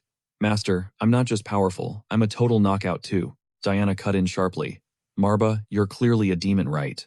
Leon's crew is weird, but locals act like it's totally normal. Logic just fails here." "It is what it is." Walter stuttered awkwardly, trying to find the right words. Diana sighed. "Leon, why are you always the center of chaos?" Even he lacked answers. "How could you ditch the manor for the guild alone?" The entire household was panicking. They thought they were abandoned. "My bad, Diana. I didn't realize you held down the fort." Diana's face flushed as she looked away. Tulin was a nervous wreck too. "I stayed because of your return." Leon's gaze went ice cold. "What do you want?" Diana recoiled before snapping. "Time is running out. Do you even grasp the situation?" "I came to verify everything." Leon frowned, echoing her words about the ticking clock. Diana beckoned him, then flicked his forehead. "A penalty for a lord who forgets his duties." Leon froze. Was Diana taking charge? That seemed like the only logical conclusion. "The grand ball is coming. Every noble house will be there, and you know the drill. You're my mandatory partner. We're still betrothed after all." Days later, in a distant hall, a white-haired boy slumbered until the steward announced the noble's banquet was starting. He groaned, refusing to move. "Why me? Let my brothers handle this annoying event." The steward insisted this gathering of the three dark houses was his chance for redemption. Leon Haber needed to erase his bratty reputation. He stood up, sighing at the pure nuisance. What a drag. As Pullen finished his outfit, Diana stormed into the room. Leon observed her. Diana Devaracha, future head of a powerful marquisate and longtime ally. Plus, she was his fiancée. Leon grumbled first, asking if attendance was truly mandatory. Helen pouted dramatically. "I thought our young lord was a one-woman man." "My trust is shattered," Diana snapped, clearly irritated by the ridiculous drama. "Shut it, it's just politics." She grabbed Leon's collar, adjusting his handkerchief with a smirk. "Marry this guy, hard pass. I need someone mature." Leon silently agreed with her. Marba seethed. "A contractor shouldn't be this weak," the deep gazer questioned Pullen. "What's this emotional mess?" Pullen stammered, frantically wiping sweat from his brow. "They're polar opposites who clash constantly, yet their families share a deep ancient bond." Their bond ran deep. Finally, Leon broke the silence. "Mind letting go of my collar?" he asked. After that long pause, she expected a deep explanation. Instead, he just nitpicked something minor. Disappointed, Diana yanked her hand back. "I hoped becoming the patriarch would change you, but you're still the same old Leon." Leon shot back with a lecture about staying true to oneself. Diana groaned. "You're such a pain." Cutting through the nonsense, she got straight to the point. "Listen, stop making your people worry. You and your father are seriously." She trailed off. Realization hit her like a truck. Leon's father was gone. She bit her tongue instantly. Fearing she'd ripped open an unhealed wound, she looked away. "Sorry, I shouldn't have said that." Leon didn't flinch. "Lady Diana, there's no need for apologies," he replied calmly. "My father died with his head high, protecting his legacy, just as I will." Diana stood frozen. Her tone shifted back to her usual sass. "Fine, you have changed. Now get ready for this gala." "I hate these fancy parties too," Diana admitted. "But the House of Marba crushed Sylvester and reclaimed its ducal glory. This event is your official power move." "I get it," Leon sighed. Beside him, Pullen whispered, "The other nobles still see us as weak." Leon's voice grew cold. "If this is what it takes to shield my family." The room erupted in whispers. Walter beamed with pride. "The young master is finally taking his rightful place." Gunnar nodded, impressed. "He's finally acting like a lord." Leon made his choice. "Fine, I'll attend." At the grand banquet, the air was thick with gossip among the crown prince and his elites. A brown-haired noble leaned in. "By the way, is the rumor true? Did the mighty Sylvester actually fall? Even Count Alan was defeated." "Who could possibly do that?" the man whispered. "Believe it or not, it was the Marba family." Reve scoffed, waving a hand. "Please, that dying duchy, there's no way they've regained that kind of power. It's impossible." But the noble insisted it was facts. Sensing the awkward vibe, he pointed toward Leon and Diana. "See for yourself. He's the spitting image of his father." Leon and Diana had to play the part, walking hand in hand through the ballroom. Leon looked visibly drained. "I'm clearly not built for this. It's way too loud."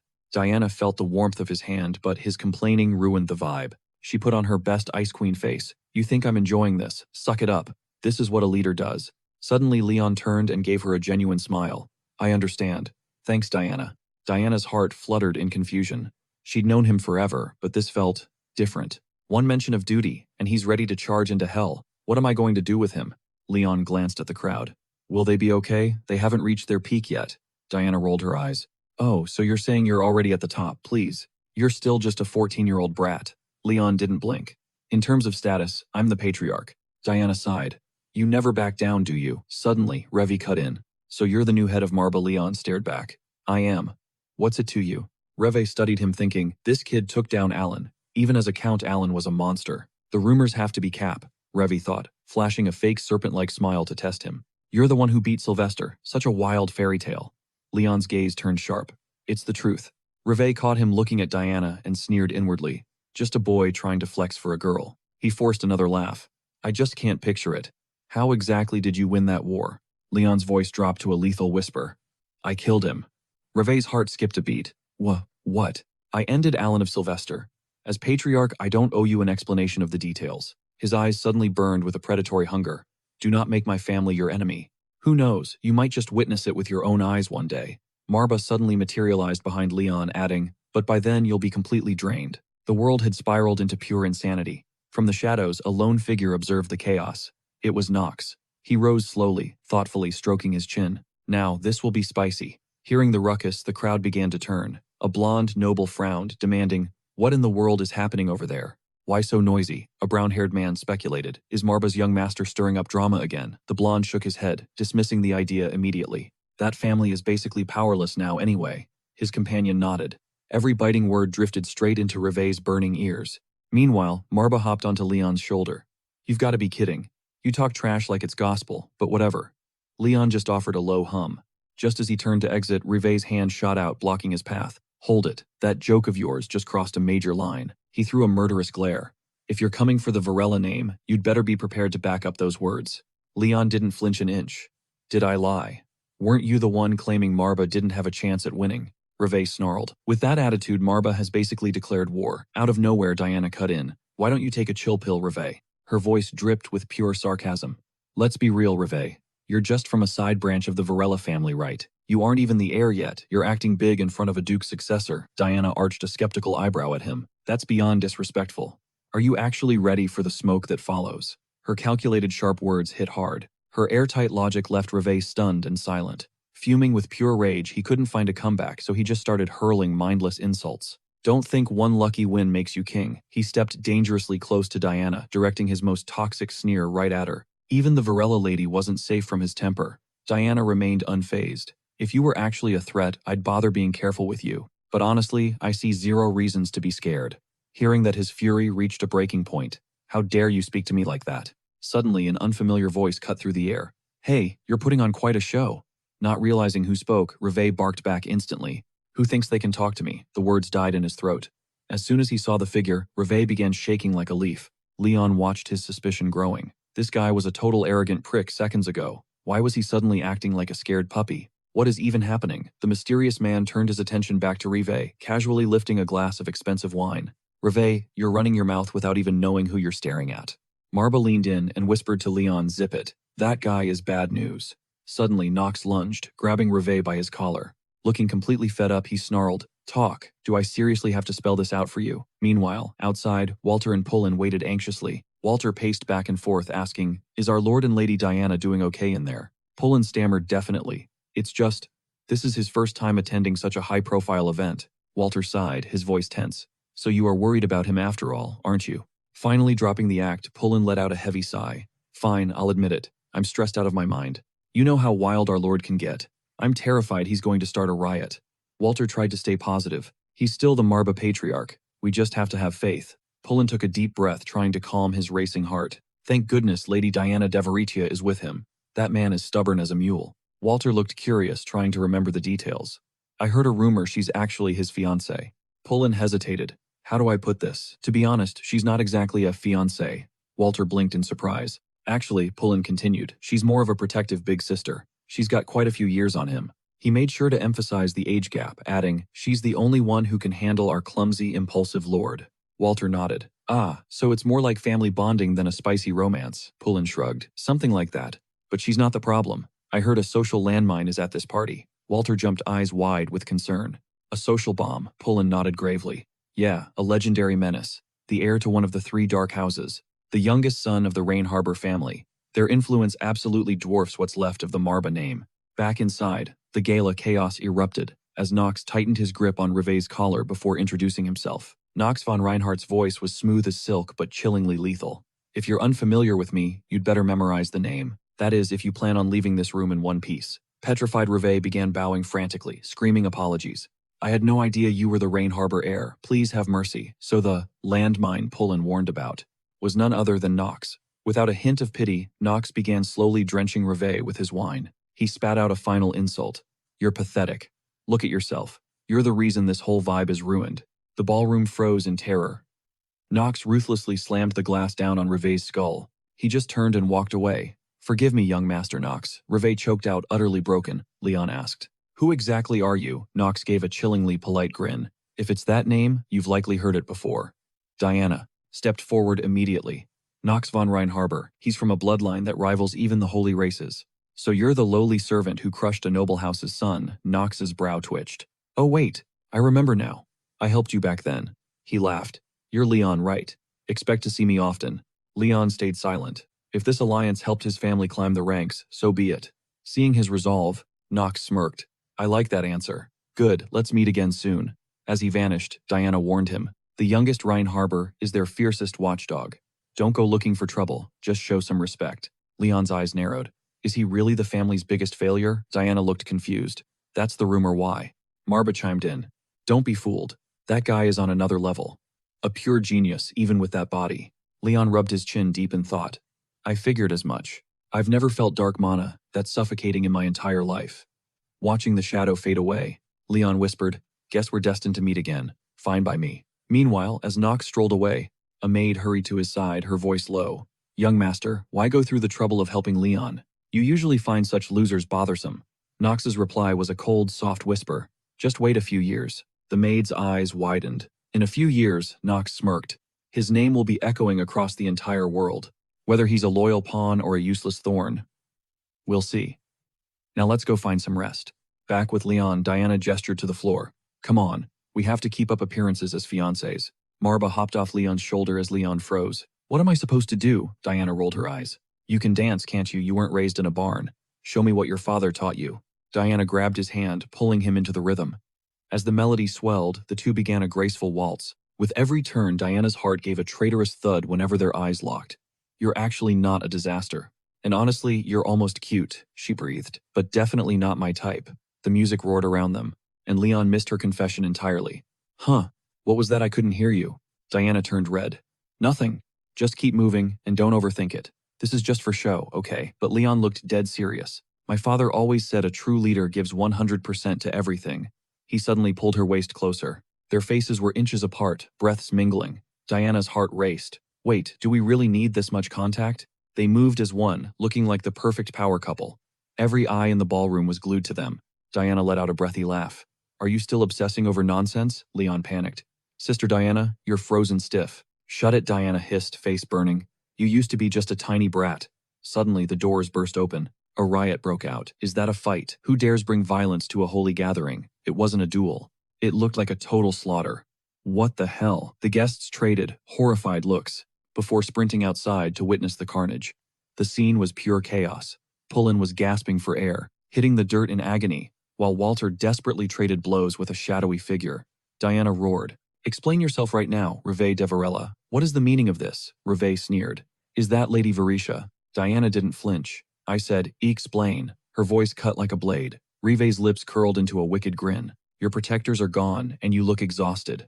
Marba realized that with the white-haired man Knox gone, all hell had broken loose. Typical. A total loser causing drama over nothing. Leon pushed toward shivering Pullen. He looked up at Walter, his voice cold.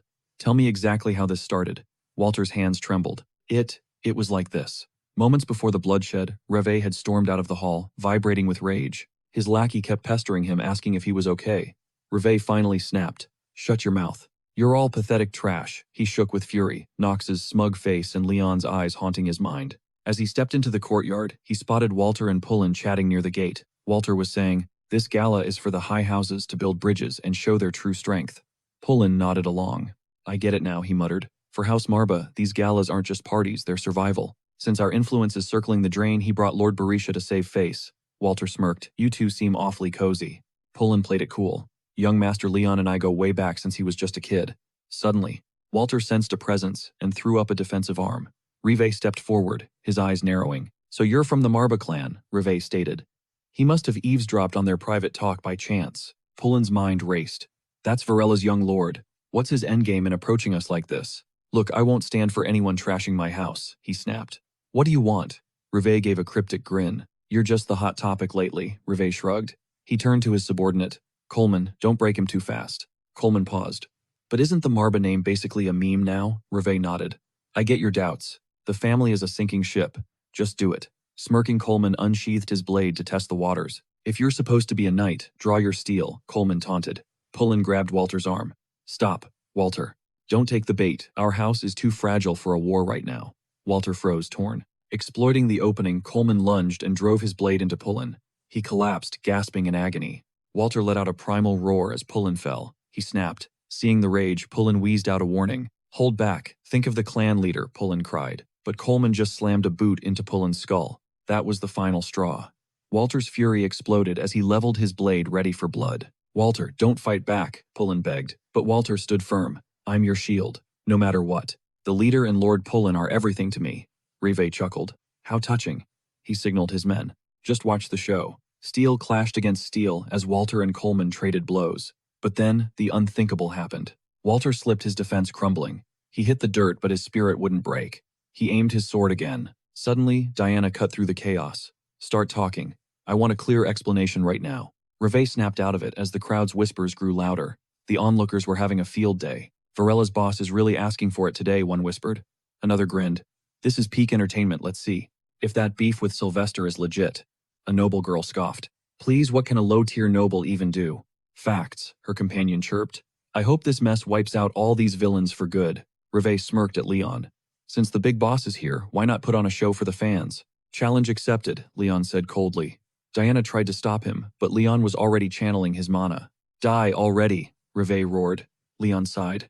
Walter, I'm disappointed in you. Walter hung his head in shame. Forgive me, leader. I lost my cool, Walter muttered. But Leon's response caught everyone off guard. That's not it. Suddenly, Coleman lunged, but a blinding flash of light erupted from behind Leon's silhouette. In a heartbeat, his hand was severed clean off. The crowd went dead silent. Leon's voice was ice cold. Tell me, did you give your all to protect Tulin? He leaned in. Time for a new Marba rule. Right then, the ghastly skeletons Leon had summoned crawled into view. Even Tulin looked shaken.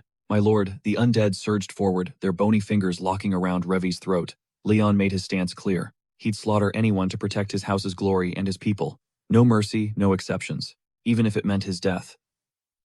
Rive slumped, blood dripping as a new figure cast a long shadow over him. Who the hell is it now? Rive snarled. But when he looked up, his face went completely pale. Rive's voice died in his throat. Louis von Arkheim was standing there, smirking. Your Highness. Rive bowed frantically. Forgive my insolence, I didn't realize it was you, Louis cut him off mid-sentence. Enough of that. You're Rive, right? Louis asked. Rive scrambled to answer with utmost respect. You actually remember a nobody like me, I'm honored. Louis rolled his eyes at the rambling.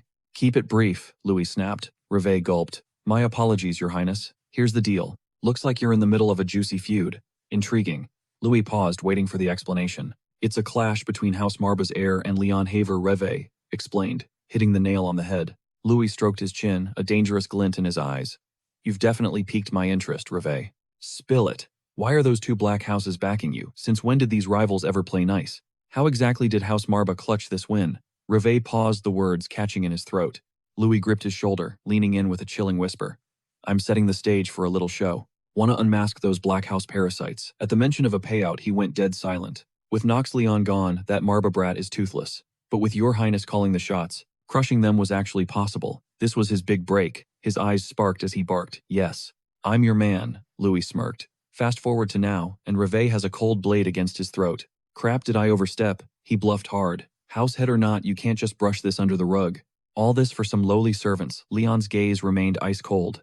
Just servants, you say? I beg to differ. Coleman's face nearly exploded with rage, yet he still forced a submissive bow. His knuckles whitened. A bewildered, Reve stuttered. Is all this extreme measures really necessary? Leon stood firm. I meant what I said. No exceptions. Without another word, he turned his back. Ascending the stairs with his undead legion, he issued one final command. Walter, get Pullen to the medic. Walter snapped to attention. Understood. Seeing the chaos spiraling, Lady Diana rushed in to stop the madness. Leon, stop. This is reckless. Marba is a ducal powerhouse, but don't throw your life away. Too many witnesses are lurking. Fall back. Leon remained silent, his mind racing through the possibilities. Suddenly, Reve shot a coded look at his subordinate. The man gave a subtle, sinister nod. He lunged at Diana to pin her down. Marba spat out a foul curse. Finally, Reve's mask slipped. Cut the hero act and back off, or your precious little toy is going to get seriously hurt. He didn't flinch, just tilted his head. Honestly, Diana isn't some helpless damsel you can push around. Are you blind? Marba clapped mockingly.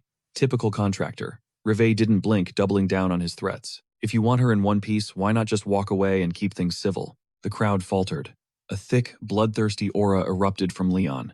Let's get one thing straight before you die. You trashed my name, spat on the Barakias, and now you've disrespected Lady Diana herself. A mere servant's arm won't cover that debt. The air grew heavy. Something was very, very wrong. Pure killing intent radiated from Leon.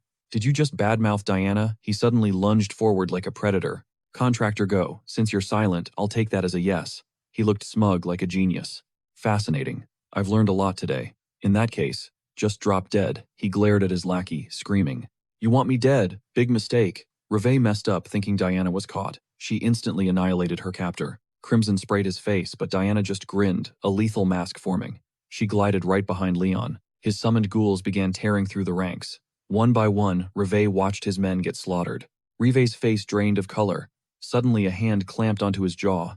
Leon's eyes were pits of frost. Total killing intent. Fear finally gripped Reve's soul. Diana watched completely baffled. How is this possible? I knew Leon leveled up, but this power is insane. Marba scurried over, acting like a loyal dog. It's like you're his whole world, she whispered. What? He looked ready to explain everything with glee. I've never seen a contractor get this emotional. Reve let out a desperate scream. Wait, hold on. Leon tuned him out and unleashed a devastating spell. Diana froze. Pure terror rippled through the onlookers. No way. Was that really Leon? Did the Housemaster seriously just flex dark magic like that? His mana is wild but terrifyingly potent. Starting today, the world will see Marba in two lights. Either an unstoppable legend people fear or a prime target that everyone wants to take out fast. Reve couldn't even scream as his body crumbled into ash. Leon's expression didn't even flicker. He just ended a life, but distant clapping echoed. Louis stepped out, cheering for the absolute carnage. Leon von Marba, you're a real piece of work. He kept clapping despite the heavy silence. Leon countered coldly.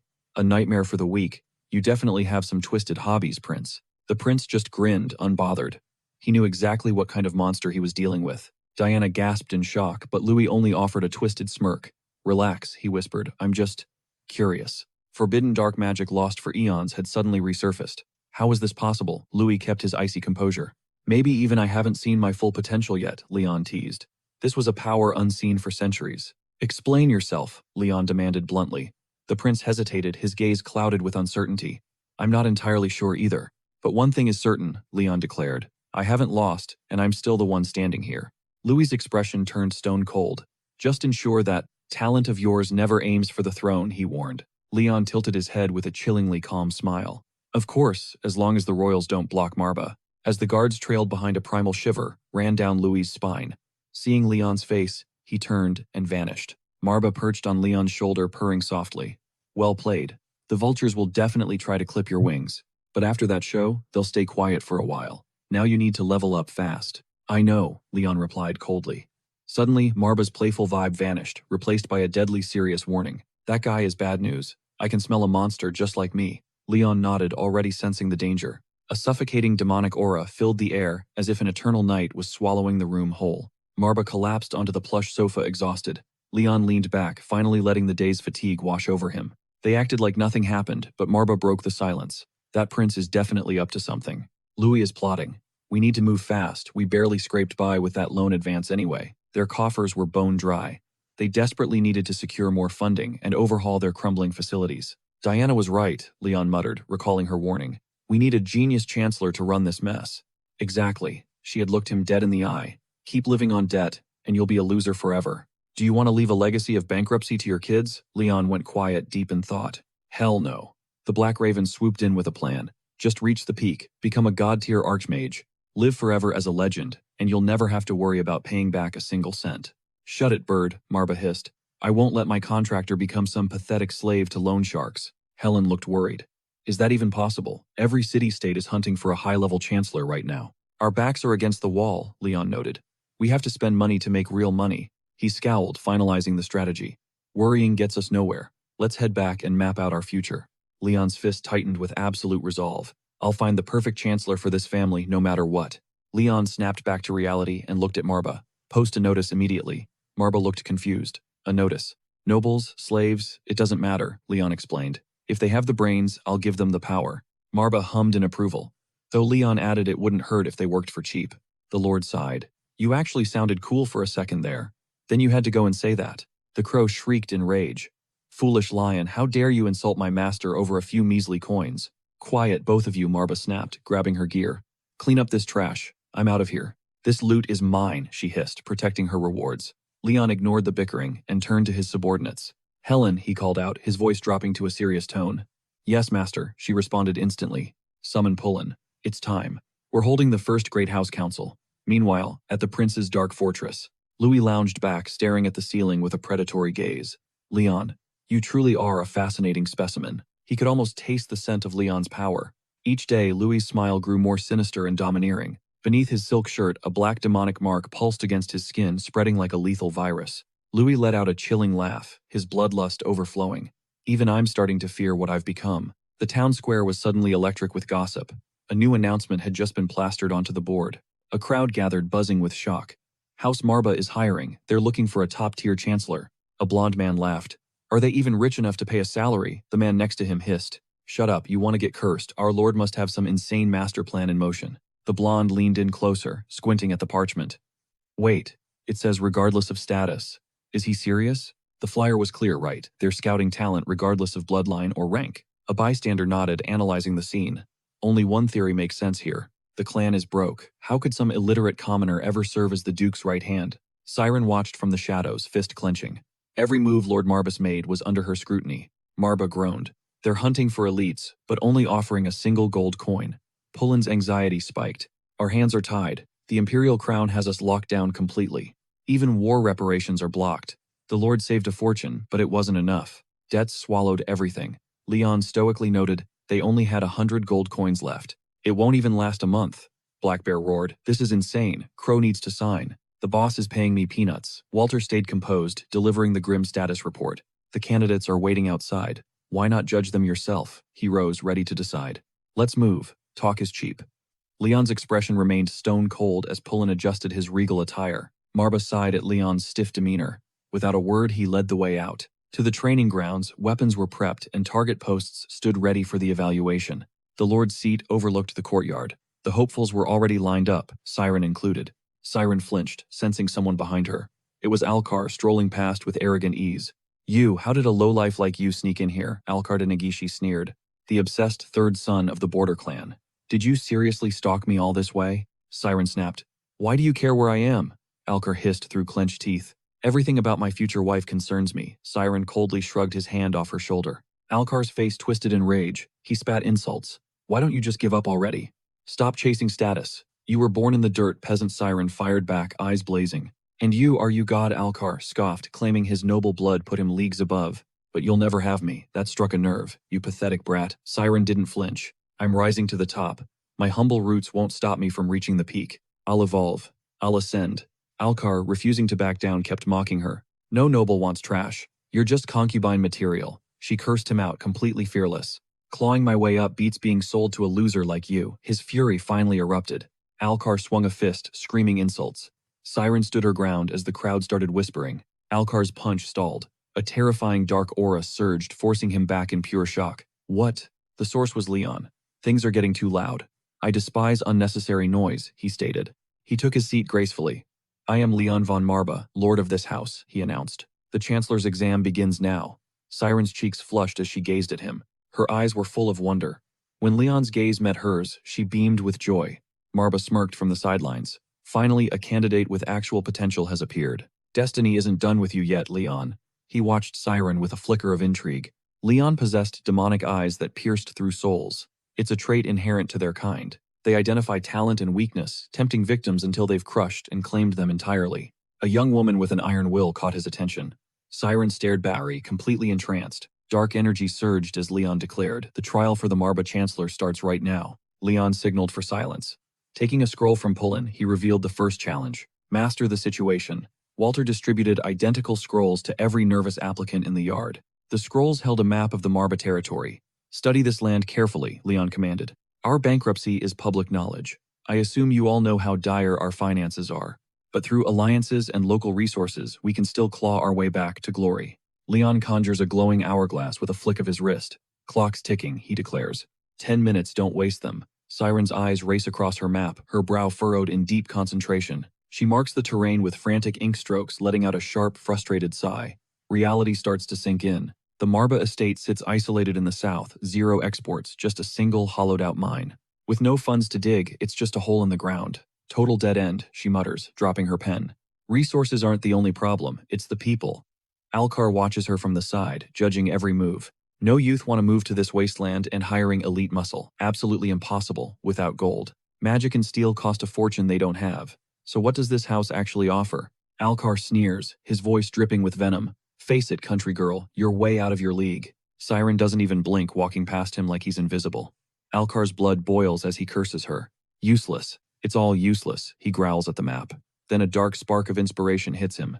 The final grain of sand drops. Leon's clap echoes through the hall. "Time's up. Cowards leave now. If you have a vision, step up." A blonde noble nervously raises his hand, breaking the silence. "I'll go, sir," he shouts, stepping onto the stage with forced confidence. Leon simply nods him forward. After a stiff, formal bow, he unfurls his map. "Listen closely. Here is my master plan.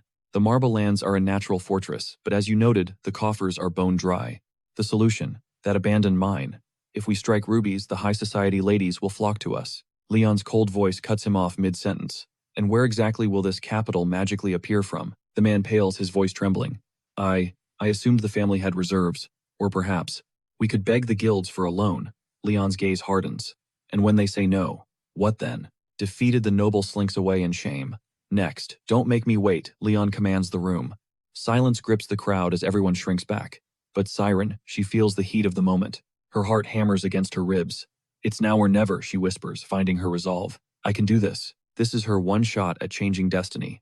She begins the long climb under 1,000 curious eyes. Leon tracks her every movement as she reaches the platform. The atmosphere turns suffocatingly heavy. Every pair of eyes is a weight on her shoulders. She grips her scroll until her knuckles turn white. The crowd erupts in mocking whispers. A little girl, really Marba, must be truly desperate. They're relying on a common servant now. This house fell apart long ago. Ignoring the haters, Leon activates his hidden power. His eyes glow with an otherworldly light. "This one. She's different, isn't she?" Marba's voice rasps. "She's actually interesting," Leon replies. "She's a diamond in the rough, pure potential." Leon turns his cold gaze toward her. "Speak. State your name and status," he orders. She meets his eyes unwavering. "I am Siren, an orphan." Her stare is pure steel. But to understand her journey, we have to look back a few days. It started when Leon discovered a terrifying new gift, the ability to see the true nature of souls. A dark pact with Marba changed everything. The ancient spirit watched him impatient and demanding. "Listen well, contractor. To reclaim your throne, you need an army of loyal shadows at your side. Only then will you touch the hem of the glory I once held," the spirit hissed. The legend of the Lord of Lost Spirits was no myth. Leon didn't flinch. "I hear you, but I won't fill my halls with trash. This house needs worthy hands to rise again." Marba grinned, a chilling sight. "What if I gave you the power to sift gold from dirt?" Leon looked at him confused. "Watch and learn, contract signer," the spirit mocked. Marba's hand flared with blinding energy, a spectral eye merging directly into Leon's own vision. Leon gasped, stumbling toward a mirror. His eyes, they were no longer human. "Now you see the truth," Marba whispered. "The brightest talents will finally shine for you." Standing by the window, Leon watches the training yard, searching for his first true piece on the board. "So what's the verdict?" the voice chirped. Leon paused for 5 heartbeats, before finally breaking his silence. A sea of white, crimson, amber, and gold. Countless colors swirling together in a kaleidoscope. Marba beamed with pride. "Excellent. The more blinding the radiance, the more legendary the hidden potential." "Understood. I'll hunt for the most brilliant lights. But first, I have one burning question for you." My lord, can House Marba truly be resurrected? And what specific role do I play in that grand destiny? Marba went quiet, looking away with a cryptic smirk. That's a secret you'll have to earn through action. You'll witness it soon enough. Leon smiled internally. I'll be waiting for that payoff with great interest, and everything you'll owe me in return. Snapping back to reality, Leon fixed a sharp, calculating gaze on Siren. A radiant golden aura flared. Marba began decoding the mysterious meaning behind those shimmering colored specks. In rare dark cases, you'll find a black void, a grim sign of a forbidden, shadow-stained oath. He pointed out Nox, whose shadow-like glow matched the dark energy clinging to Siren as she stood firm. Don't choke now, Siren, she whispered to herself, hardening her resolve like tempered steel. She stepped forward. My lord, here is my strategic breakdown of House Marba's current crisis. Our lands are barren of unique exports. Only 2 basic resources remain to be traded for gold. We need a new cash flow immediately. Leon watched her closely, while the crowd erupted into mocking laughter. Isn't that just common sense? Typical peasant logic. She should have quit while she was ahead. What a waste of time. Leon's patience snapped, and a chilling wave of murderous intent flooded the room. The room went dead silent. I loathe useless noise and petty provocations, Leon growled with lethal coldness. Remember, you're all being judged right now. He signaled Siren to continue her pitch without interruption. With the room hushed, Siren pressed on. The abandoned mines are key, but we lack the manpower to dig. No youth will migrate to this wasteland. To fix this, I propose a radical shift in our strategy. We deploy your ultimate asset, the undead legions that crushed our enemies. Leon's eyes sharpened with dangerous intrigue. The atmosphere turned electric. Using the undead as labor, Siren tapped the map. Precisely, my lord. With an army that never tires, you'll have workers for the mines, not just the front lines. Leon leaned on his hand, pondering the madness. Below him, the nobles hissed. Is this girl insane? Putting sacred undead to work in a filthy mine? She's completely lost her mind.